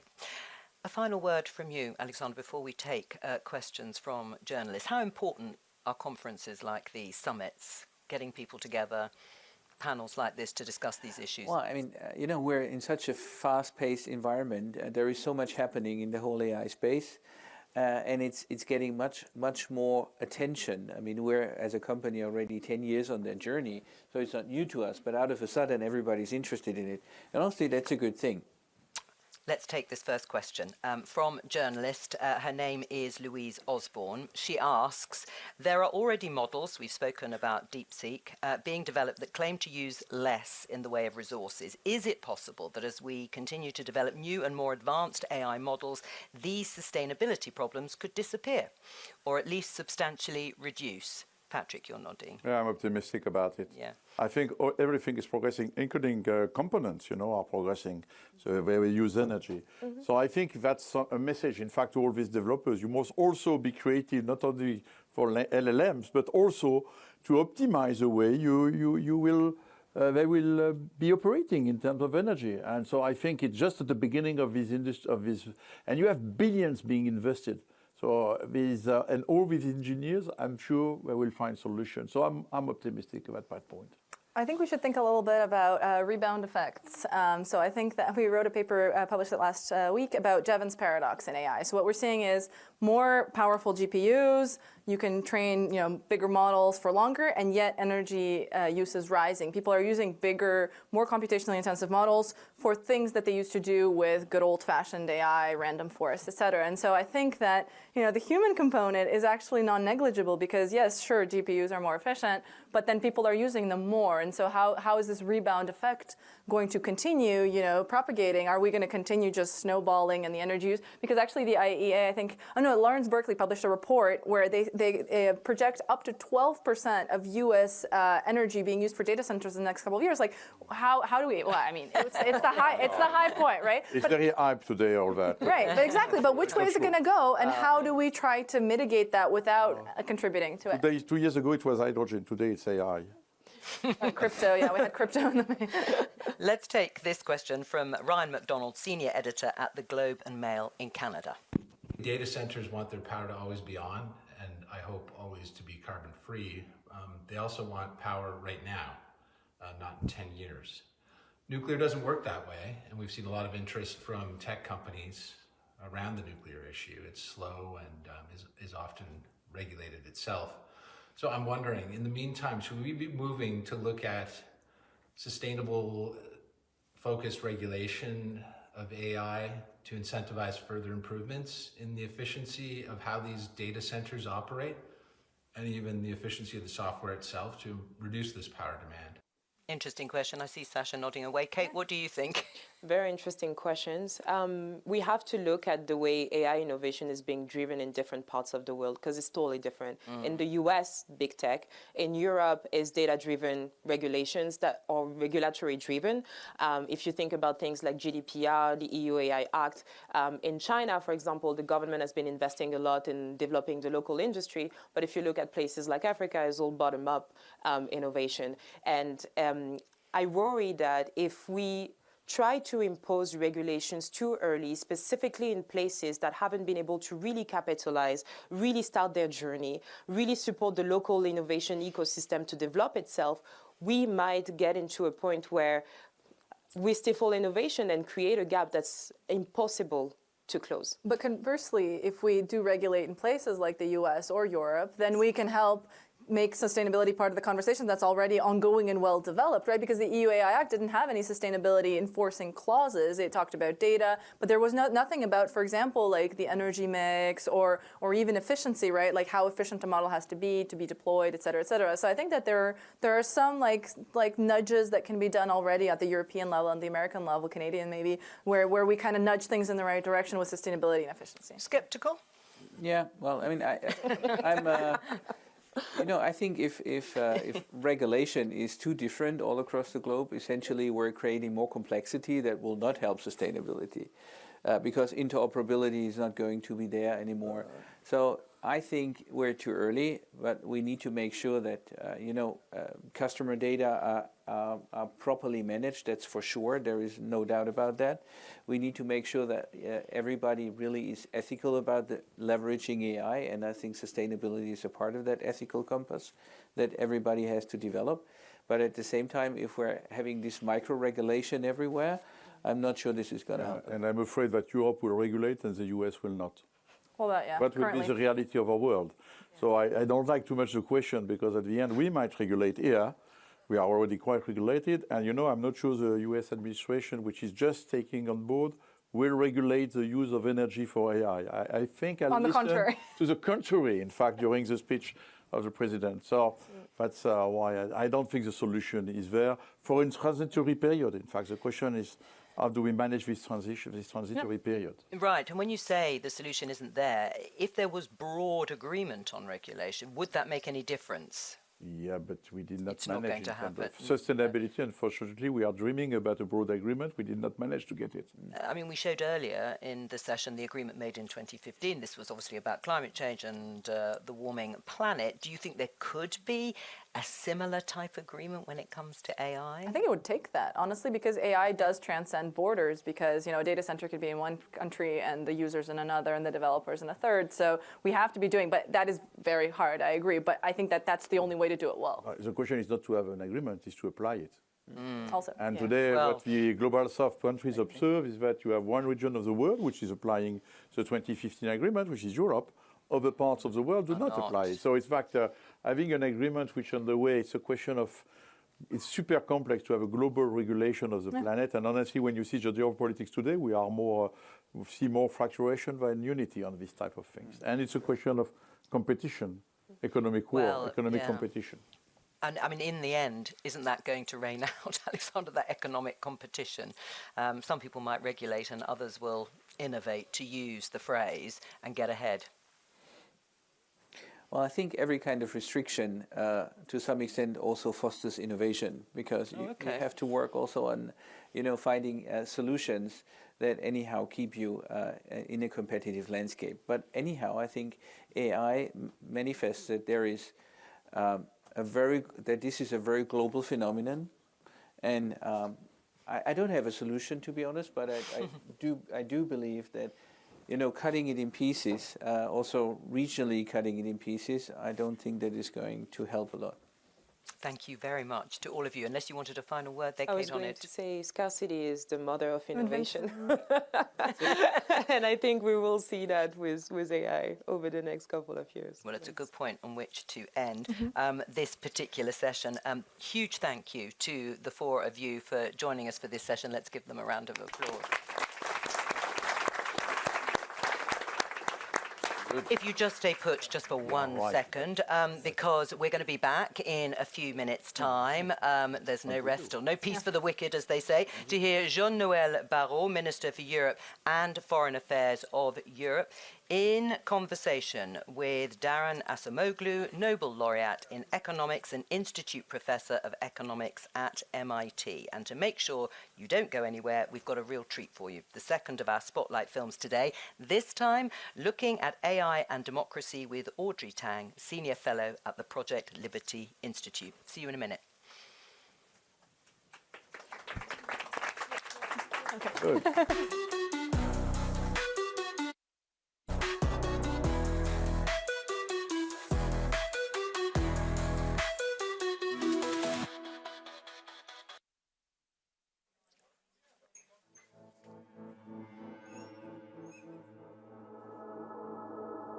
Let's explore a question I hear all the time.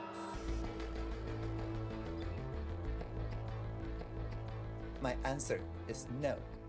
If we design AI to serve collective intelligence rather than just top-down interests, AI can strengthen democracy by amplifying inclusive participation, not undermining it. In Taiwan, we've used open-source platforms like Polis, a deliberative digital space enabling thousands to shape policy. Everything from uber regulation to banning deepfake ads. The results is rich dialogue, less polarization, and legitimate public policy outcomes that truly reflects the people's will. This is democracy with AI, not versus AI. And today, we're scaling this model to the global dialogues. It's a platform where thousands of participants from more than 60 countries can deliberate regularly on AI governance. My journey from civic hacker to government minister taught me the power of open tools, open data, and collaborative code. One of the core strategies in Taiwan is what we call radical transparency. We share meeting records, budgets, and crucial data openly, like mask availability during COVID. This fosters timely, reliable information and sustained trust. Transparency dispels rumors and aligns stakeholders around shared facts. I truly encourage every government out there, bring in your civic hackers, your youth, your civil society, and build policy together. Imagine worldwide collective input helping shape international AI guidelines and frontline innovation. Some worry that too much transparency leads to chaos or undermines official authority.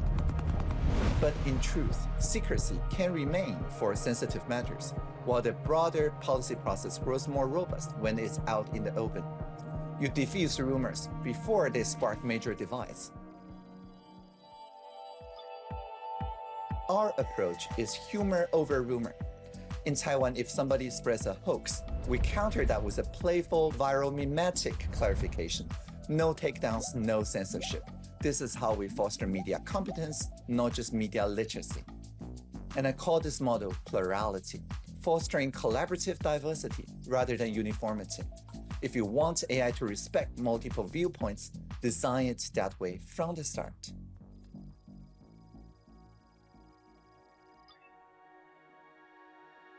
If we keep sparking cross-border, cross-cultural deliberations and form a new global governance, small countries like Taiwan have big lessons to share.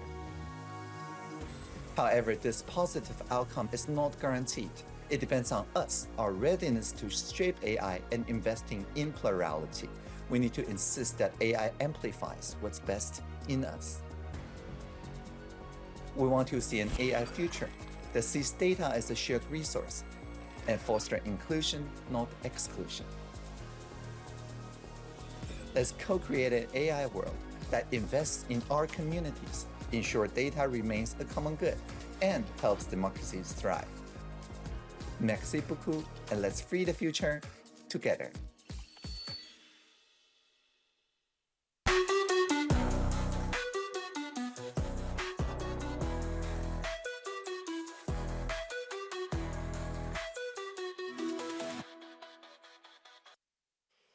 Hello again, and welcome back to the final session of Project Syndicate here at the AI Action Summit.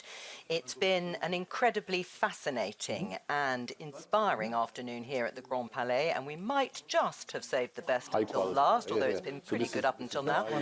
In a minute, we'll be hearing from, in fact, I might already be able to hear them, from Jean-Noël Barrot, Minister of Europe and Foreign Affairs here in France, and Darren Acemoglu, one of the most recent winners of the Nobel Prize in Economics. But first, let's remind ourselves of why we have this truly exceptional concentration of power and talent here in Paris.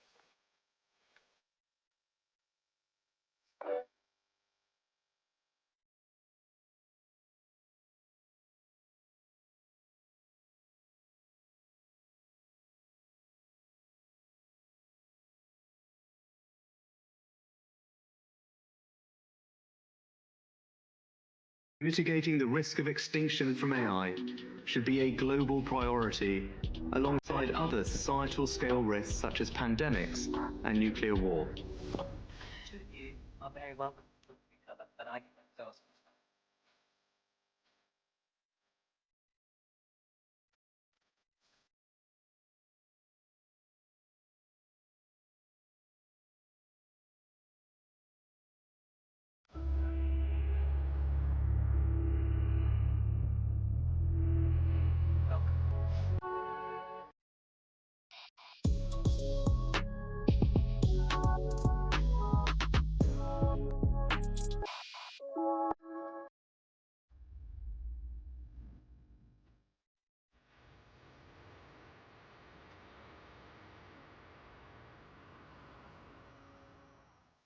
I'm delighted to be joined by Jean-Noël Barrot and Darren Acemoglu here for what we call a fireside chat. We don't need a fire, it's warm enough in here, of course. And I will let the two of you take it away, as they say. But just to sort of kick things off, is this a watershed moment, do you think, Jean-Noël? Is it a big moment when it comes to the future of AI?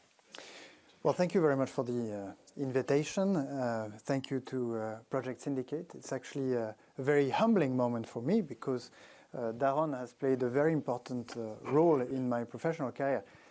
10 years ago, I was a very junior professor at MIT Sloan School of Management, and I was visiting a very senior professor at the MIT Economics Department, Darren Acemoglu, who had just published a seminal paper on the propagation of shocks through production networks. And, my most popular paper ever as a researcher is a second derivative of this seminal paper of Darren Acemoglu. But then, of course, I got lost, and I got into politics and dealing with digital.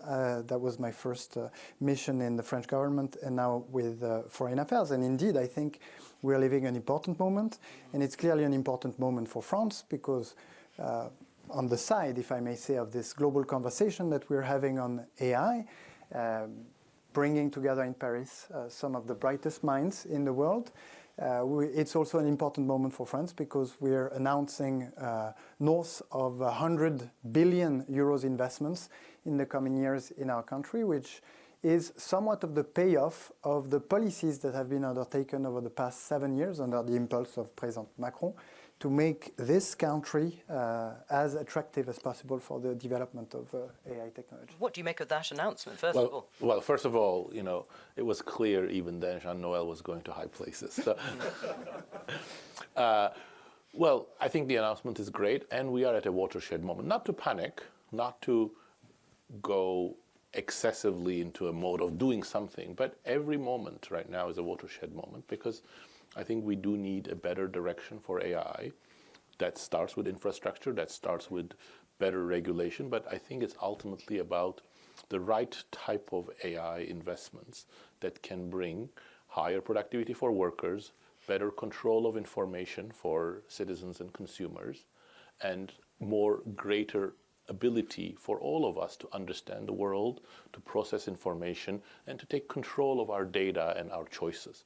That's not, unfortunately, where we're going right now. What are your biggest sort of concerns at this moment? More business as usual with the very, very large companies, with the very, very large models, centralizing data and pushing us towards models that at least are aspiring to take control of our lives, B, to automate work excessively without providing better tools for workers, and C, more potentially manipulative activities via digital advertising and other things.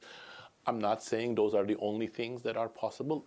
Quite the contrary, there are many other things we can do, and some of them may come out from the foundation model, some of them may come out from the current investments that we have in Europe or in the United States.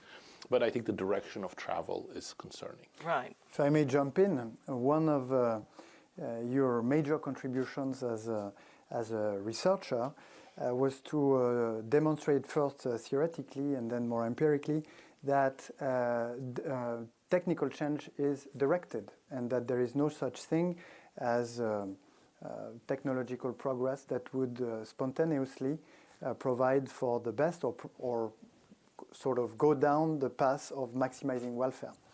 And there may be room for public intervention to sort of shift the direction of the technology in the direction that you were stating. Of course, it's a bit more intimidating when you consider the amounts invested in AI, the size of the companies developing those models. So where should we look for relevant policy intervention when it comes to giving AI the right direction? Well, that's such a big topic. Thank you so much for bringing it so clearly, Jean-Noël. But absolutely, I think there are two conceits that really shape our discussion right now. One is a very deep techno-optimism that whatever we do with technology, as long as we innovate, everybody's going to benefit. The other one is a technological determinism, that there is one direction for AI that everybody should follow. And once you sort of give up these two conceits, you come to the real power of technology. I have no doubt technology is an amazing force, which we have sometimes used for great things, improving our health, comfort, prosperity over the last 300 years. But we can also misuse technology, and its direction need not be always the optimal thing. But how do we change things? It's a very large conversation because we have many instruments. But let me tell you what I think will get us there. I don't know how to get to this point, but if we reach this point, I think we will have solved the problem. If in, say, 2 years' time, 80% of AI researchers go to their offices, to their companies and say, my focus is to work on technologies that are going to help workers, that are going to empower citizens to control their own information and their own data, we're done. That's the... So it's the direction of where the AI tech industry needs to be. Of course, we're not going to get there easily because financial incentives, ideological issues, power are all pushing against that. But I think we can get there. It's a change of norms, it's a change of institutions, change of regulations, some fiscal changes about getting rid of some tax incentives that really mess things up. We can get there, but it's going to be a slow process. Do you think there is the political will to do that? You've announced this huge amount of money, and we spoke earlier about governments having to harness some of the investment to balance out the private sector. But is the political will there in terms of leadership to actually achieve, or at least move towards, what Darren has just outlined? Well, I think that policymakers, what they would like to see AI do is to treat cancer, to treat rare diseases, to help avoid the consequences of floods and fires, and to facilitate or to bridge the digital divide and facilitate access of our co-citizens to public services and so on. But there is also this feeling that because the companies are so large, because the investments are so massive, that it's not clear how you're going to influence that. And I'd say that one thing we've learned from the past wave of technology here in Europe, where we had not developed sort of world-class social networks or marketplaces, is that traditional competition policy has not been successful in deterring unfair commercial practices and avoiding the abuse of dominant positions. Why? Well, because these positions that they get consolidated so fast that even though you can ex post through the agencies that are in charge of enforcing competition, identify those abuses and even sanction them, this happens so late down the road that the economic benefits have been fully drawn and all competition has gone. And whether it's self-preferencing, cross-selling, predatory acquisitions, we've seen this happening in the field of cloud, in the field of social networks.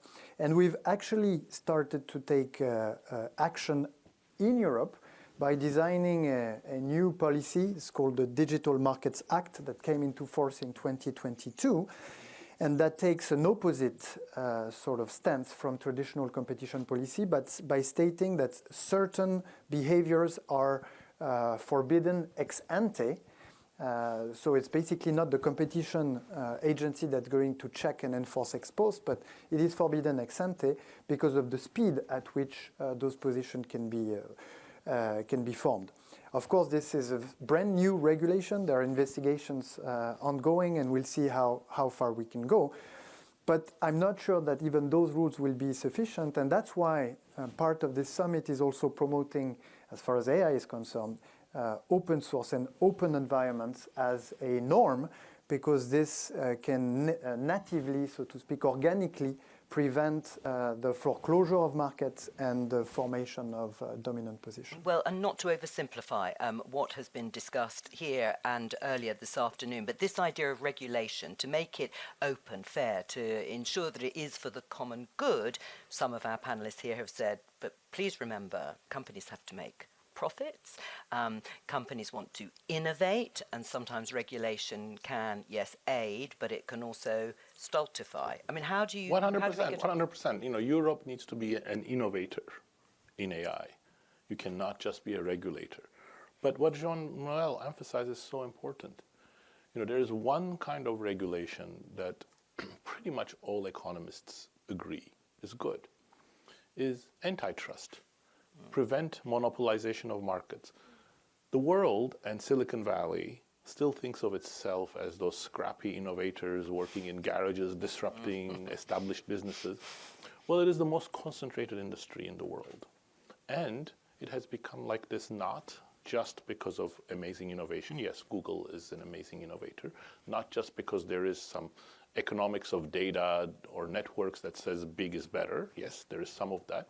But it's because the United States has completely failed to enforce antitrust. These companies have also grown very mightily because they have acquired their rivals. They have acquired a lot of startups. They've created an ecosystem where if you're a small company, the best thing you can do is try to do something compatible with one of them so that they acquire you. So it has created a very monopolistic market, which is not good. It's especially not good if you need a redirection, something better, because monopolists are going to pursue their existing business model. Jean-Noël, I mean, how do you deal with that potential? I mean, we talked about DeepSeek and perhaps, how can I put it delicately, President Trump's slightly muted response. Oh, hey, if we take it at face value, the Chinese have come up with something that was cheaper to make and could be very effective. Or does that give you hope that other parts of the world could do the same without the sort of monopoly and resource that America has? Yes, it does, because it validates the approach according to which opening environments is conducive to more innovation and to improvements of in the quality of the systems, and also makes them cheaper to build, because you build on the shore, or you stand on the shoulders of giants, and that's the way that knowledge gets sort of improved from the accumulation, or both the accumulation and the competition between innovators. But again, one thing that that we need to figure out is how the public authorities can influence the direction when, of course, private actors are pouring a lot of money in the sector. And I think one of the important aspects of what public authorities should do is the governance of data, because the whole sector that Daron was describing a minute ago has been thriving on somewhat of a sort of free and ungoverned access to data. And now that we're reaching the sort of the era of generative AI, where models, in order to be very useful and accurate, are going to need to resort to clean and very precise data, I think that public authorities can step back in and say, well, I'm going to release data sets on cancer patients because I want AI to be developed for treating cancer. And if I'm going to, if I want to have AI developed to lower the carbon emissions of housing, then I'm going to release a data set on housing. And this intuition is behind the foundation that is going to be announced today, Current AI, that is going to bring together philanthropic foundations to pour the money, public authorities that's going to provide the data, and companies that are going to build the models out of this data. Well, yes. Yeah, if I can add, I mean, I think DeepSeek is very, very interesting because it's a shock to the system. It shows, first of all, that it is possible to do innovation, very, very impactful innovation, when you are not at the center of all of the money, all of the venture capital in Silicon Valley. it also shows that, emphasizing our earlier discussion of techno-determinism, that the directions that are being tried at the moment in the biggest companies may not be the only ones. Every company before DeepSeek in the AI space, the big companies, not small ones, of course, are an exception, but they believed in scale is all you need, which is, you build bigger and bigger models, you throw in bigger and bigger data, and that's how we're going to get to better and better models. Well, DeepSeek, actually, by the way, is not doing like crazy innovation. They haven't developed a new method, and they are themselves an AGI company, but they show you can do it on a smaller scale. And very interestingly, they are using methods like the mixture of experts models that take us a little bit closer to domain-specific models, which you were discussing in the previous panel. They're much better environmentally. They're going to be much more effective in giving us reliable information that can be used by workers or by citizens for a specific purpose. But again, those are now sort of put aside. So I think it's a really wonderful thing. And data markets and data ownership, I think those are going to be much more interesting when we go actually to these domain-specific models, because they are also synergistic. Creating the right kind of data market is going to be very synergistic for generating high-quality data for these domain-specific models. Well, on that positive, optimistic note, let me thank both of you, gentlemen. Thank you very much for joining us. Let's give them a round of applause.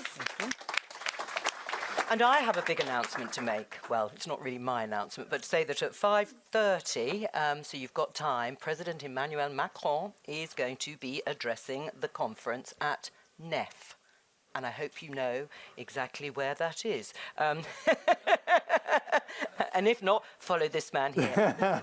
Thank you to both of you. And thanks also to the team behind all of this. Project Syndicate, there they are, and High Impact, who have worked so hard to make today's event such a success. The guests have been incredible, and so have you, the audience, and particularly to our final panellists. I'm Jo Coburn, and this has been the AI Action Summit, brought to you by Project Syndicate. Thank you. Thank you.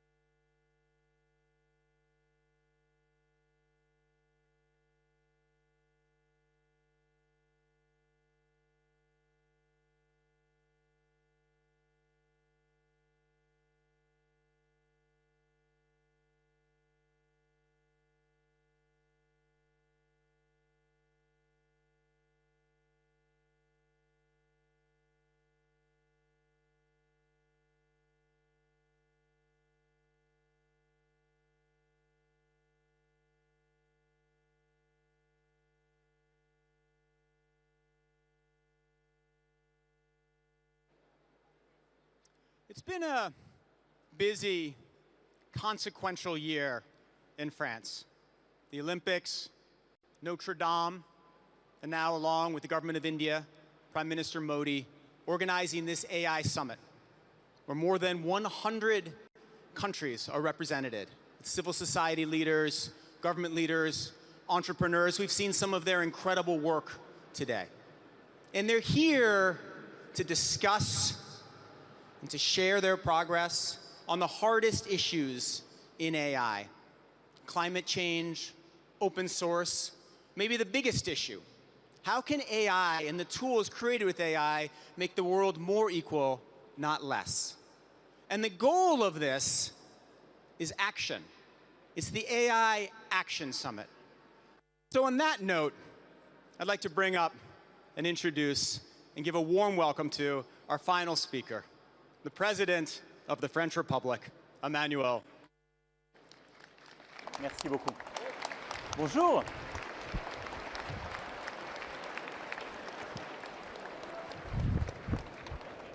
How are you? Thank you. It's wonderful. Thank you. Honor to be here. No, mine.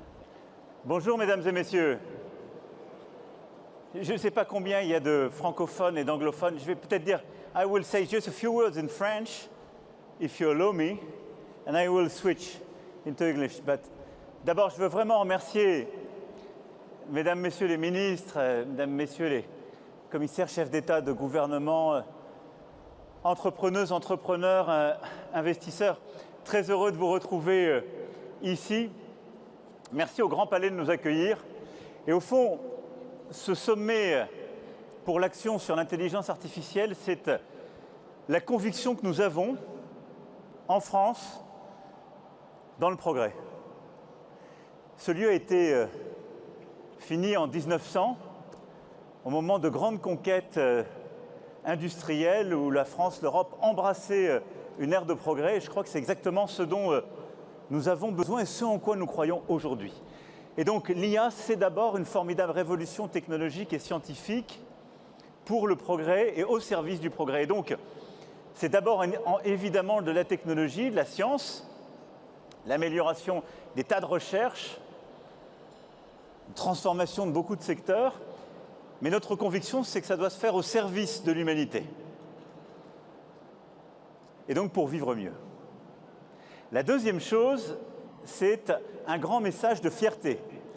Par ce sommet, et grâce à la mobilisation collective, ce sont 109 milliards d'investissements privés, étrangers et français qui sont confirmés à cette occasion.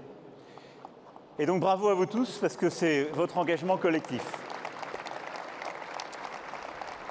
Et donc ce sont des data centers, ce sont des partenariats avec des grandes entreprises françaises. C'est énormément de capacités de calcul, je vais y revenir, qui vont être créées sur le territoire. Et donc message de fierté. Et puis troisièmement, c'est un message de continuité. Et je ne dis pas ça pour relativiser les choses, mais on en parlait ce matin, M. Julia me le disait à juste titre. L'IA, ça va apporter des tas de révolutions, des tas de choses, mais la créativité reste humaine. Et au fond, moi, le message que je veux avoir pour vous tous, on verra tout à l'heure l'œuvre d'Agoria, c'est de se dire, l'IA nous permet de faire des tas de révolutions. On l'a vu dans la santé encore l'autre jour à l'IGR avec Hawking et les formidables chercheurs à Villejuif. Mais cette accélération, c'est ce qu'on veut. Donc nous, en tant que Français européens, on veut accélérer. Et on veut réduire l'écart. C'est ce qu'on est en train de faire avec ces 109 milliards. On veut prendre des textes, prendre des mesures pour aller de plus en plus vite. Mais à côté de ça, on veut le faire au service d'un modèle qui est le nôtre. Et donc on va continuer de défendre le droit d'auteur, les droits voisins. On va continuer de préserver la créativité humaine. Et tout ça, ce seront des assistants qui nous permettent d'aller plus vite. Mais pas quelque chose qui, en quelque sorte, nous conduit à renoncer au monde auquel on croit. Et on continuera de protéger nos enfants, nos adolescents, on continuera de développer les valeurs qui sont les nôtres.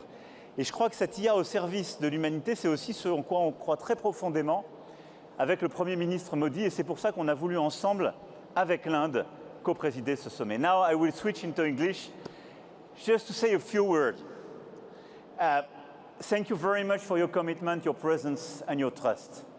And I think with this summit, this is first the collective choice for AI as an enabler for our humanity to go faster, to innovate, and clearly to disrupt in healthcare, in energy, in mobility, in public services, and to be much more efficient, and to lead this transformation. And this is why with Prime Minister Modi, we do believe in this revolution, and we do believe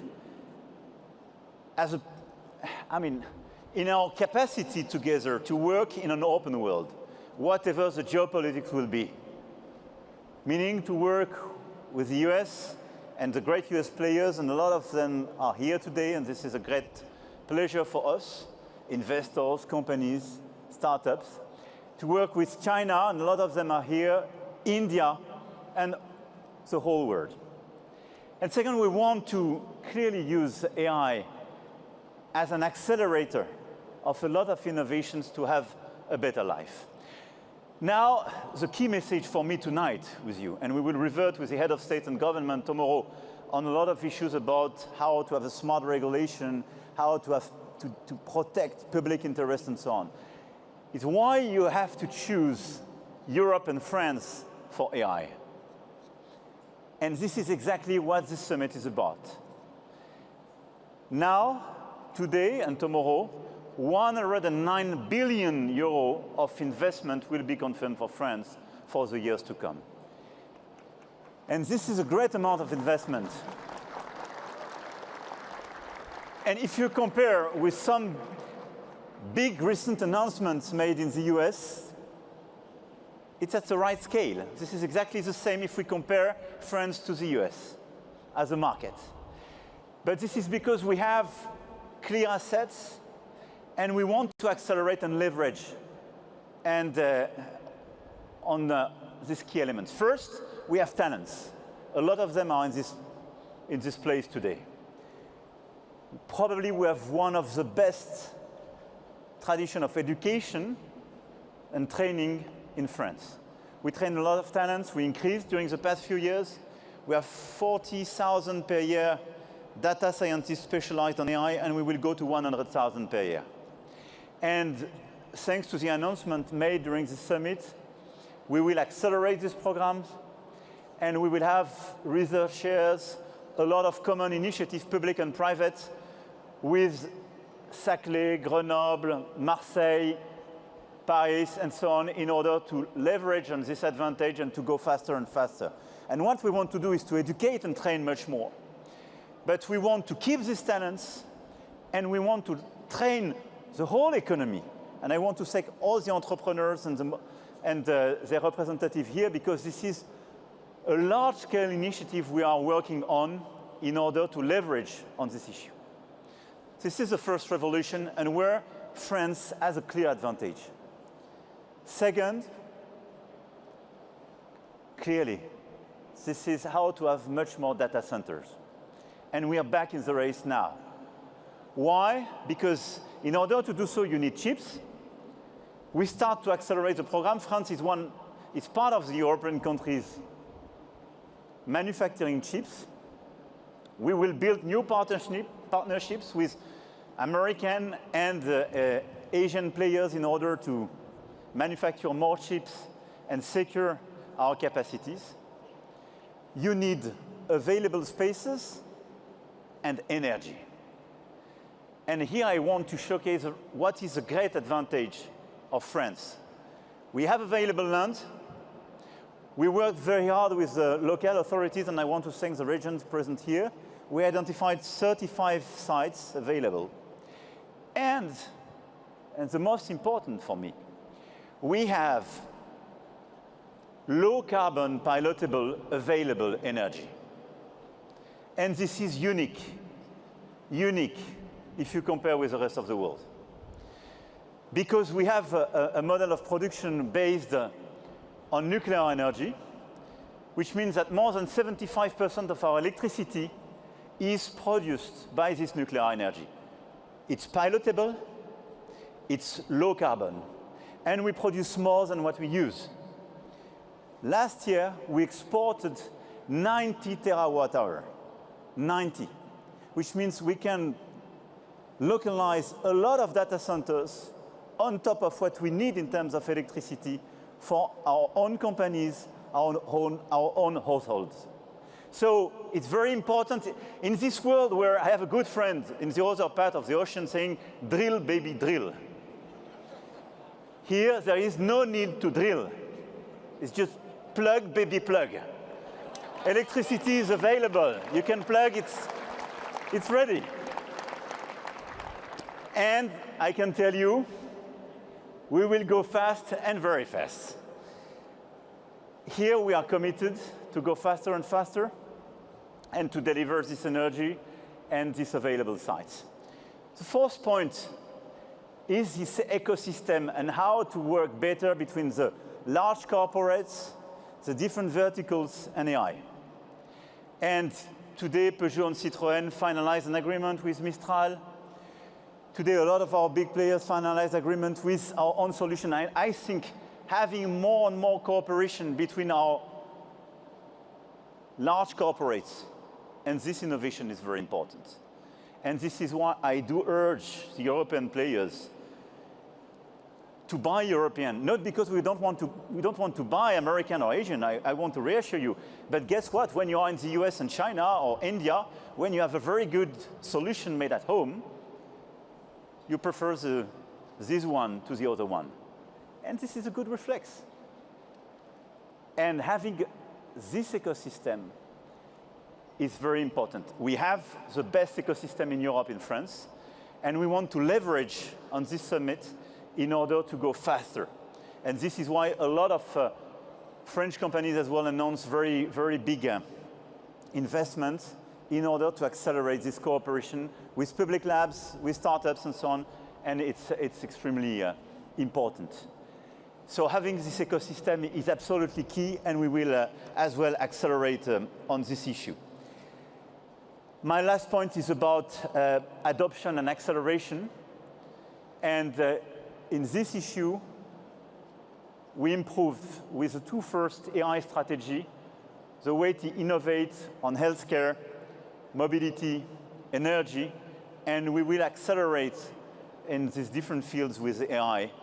And a lot of our startups already are very much aggressive in this different field, from Doctolib, Alan, in defense as well with Helsing. And we have a lot of big European players now, and we want to accelerate with them and give them much more room to maneuver. I will conclude with two additional points.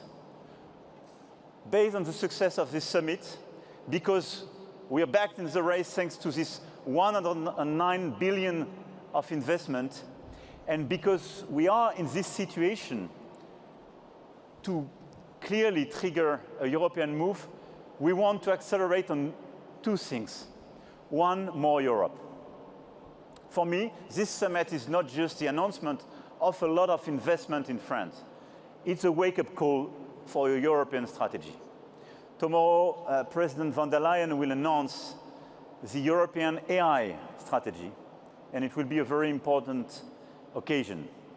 But this strategy will be a unique opportunity for Europe to accelerate, to simplify our regulations, to deepen the single market, and to invest as well in computing capacities. We need more Europe, and we have to provide a bigger domestic market to all the startups when they start as Europeans. And this is a very important strategy. And we do have key advantage in Europe. We have a lot of different research and excellence centers in healthcare, in education, in a lot of sectors. We have already comparative advantage with the US. So we will leverage on these issues. Second, we will simplify. And I will conclude on this issue. At a national and European scale, it's very clear that we have to resynchronize with the rest of the world in terms of transmission, in terms of permitting, in terms of authorization, clinical trials. I mean, in all the different sectors, our key issue is about timing. We will have more private investment. We will have more public investment. We will announce new strategies, but we are most of the time too slow. And I got the message for the investors today again. So I told them we will adopt the Notre Dame de Paris strategy. I mean, we showed the rest of the world that when we commit to a clear timeline, we can deliver.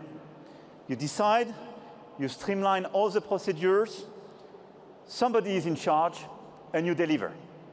So the Notre Dame approach will be adopted for data centers, for authorization to go to the market, for AI and attractiveness. Let's rush. This is what we need. I don't want to be longer. I want to thank you for all the discussions you had today. Tomorrow we will have the occasion to come back on a lot of other issues with the head of state and government. But I'm very happy that you, de facto, you choose France, you choose Europe for AI, and I'm very proud, together with Prime Minister Modi, to have this co-leadership in order to deliver this inclusive message and this willingness to invest more and to deliver much more for AI at the service of our humanity. Thank you very much for your commitment, for your creativity and your presence today. Merci beaucoup. Vive l'intelligence artificielle, vive la République et vive la France.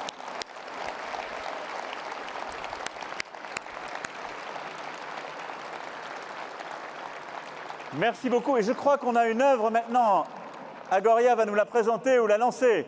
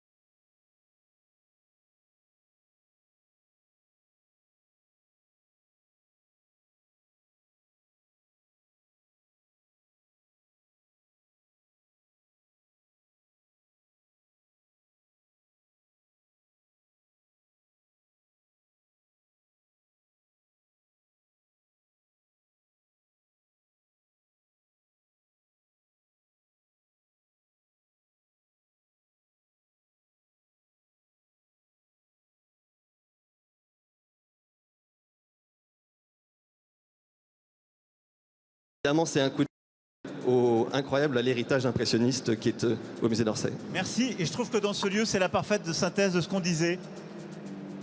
C'est l'intelligence artificielle au service de l'art et qui vient en quelque sorte assister la créativité qui reste en quelque sorte pure et parfaite. So this is a perfect reconciliation between art, creativity and artificial intelligence. C'est un autre en même temps. Continue. Merci beaucoup.